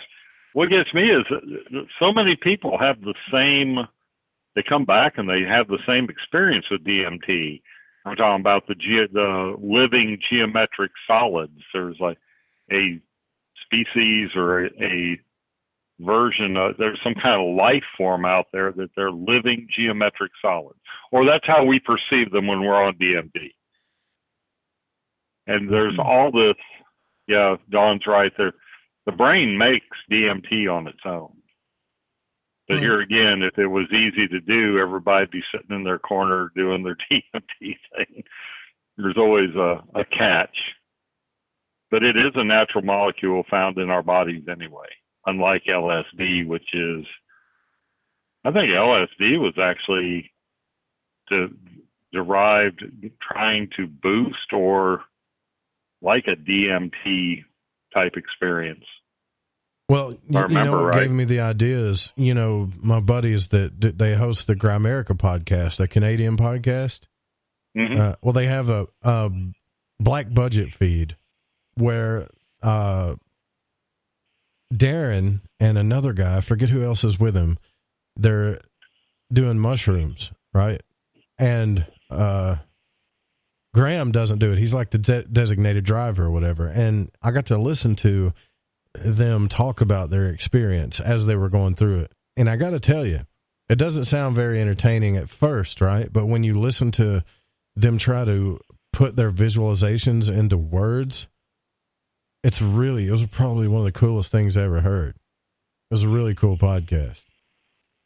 I've always been interested in psilocybin, the effects of, magic mushrooms for slang, but I've always been tempted to explore that. That's one of those things. It's illegal to own the mushrooms, but it's not illegal to have the spores. Huh? It's like outlawing chickens, but not eggs. Right. Yeah. Well, anyways, I mean, tonight this is something I wanted to talk about with Jason for a while because the nature of energy, because that's a lot of the stuff that he talks about in his books and everything. And I think it's totally related to why we have astral experiences and sometimes we don't. And we can't figure out why some people are just spontaneously coming out of their body, and some people can do it all the time, and some people never can. And yet I go back and start thinking about, and we got to wrap this up, but I go back and start thinking about all the times that I did have those experiences. Energetically, I was a lot better, a lot more balanced. So I kind of really believe that it has something to do with it. Well, I like his theory about what he mentioned, how you're in a group. And if you vibrate up a level, the group kind of pulls you back down. I think the trick is get more people in your group trying to go up. And that way it's like more like tag team. It's like you can't be drugged down as easily if you've got somebody watching your back, a wingman or something maybe. Well, yeah, I got that. Hey, listen, we got to wrap this up. I appreciate you guys coming on the last 30 minutes and hanging out with me and helping me figure some of this stuff out. We got to do this more often, like the last hour or 30 minutes, just do these panels and stuff. But we do got to roll out here. I want to thank the Reverend Dan Lopez from the Spiritual Warrior today, Eric Markham, my partner on the network. Also want to give a big thank you to Jason Quitt for coming on the show. And don't forget that this show was produced by The Fringe FM and cannot be rebroadcast or syndicated without written permission. And music was by Chronox, Bundy, Space Station, Kevin MacLeod, and Carbon-Based Lifeforms. We'll see you guys tomorrow night. Good night.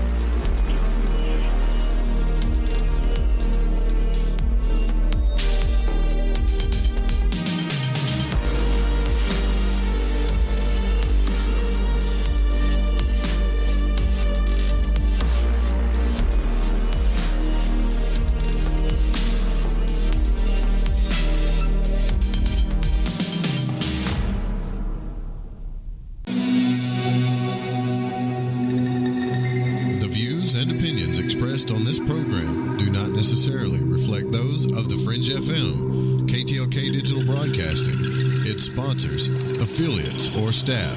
Listener discretion is advised.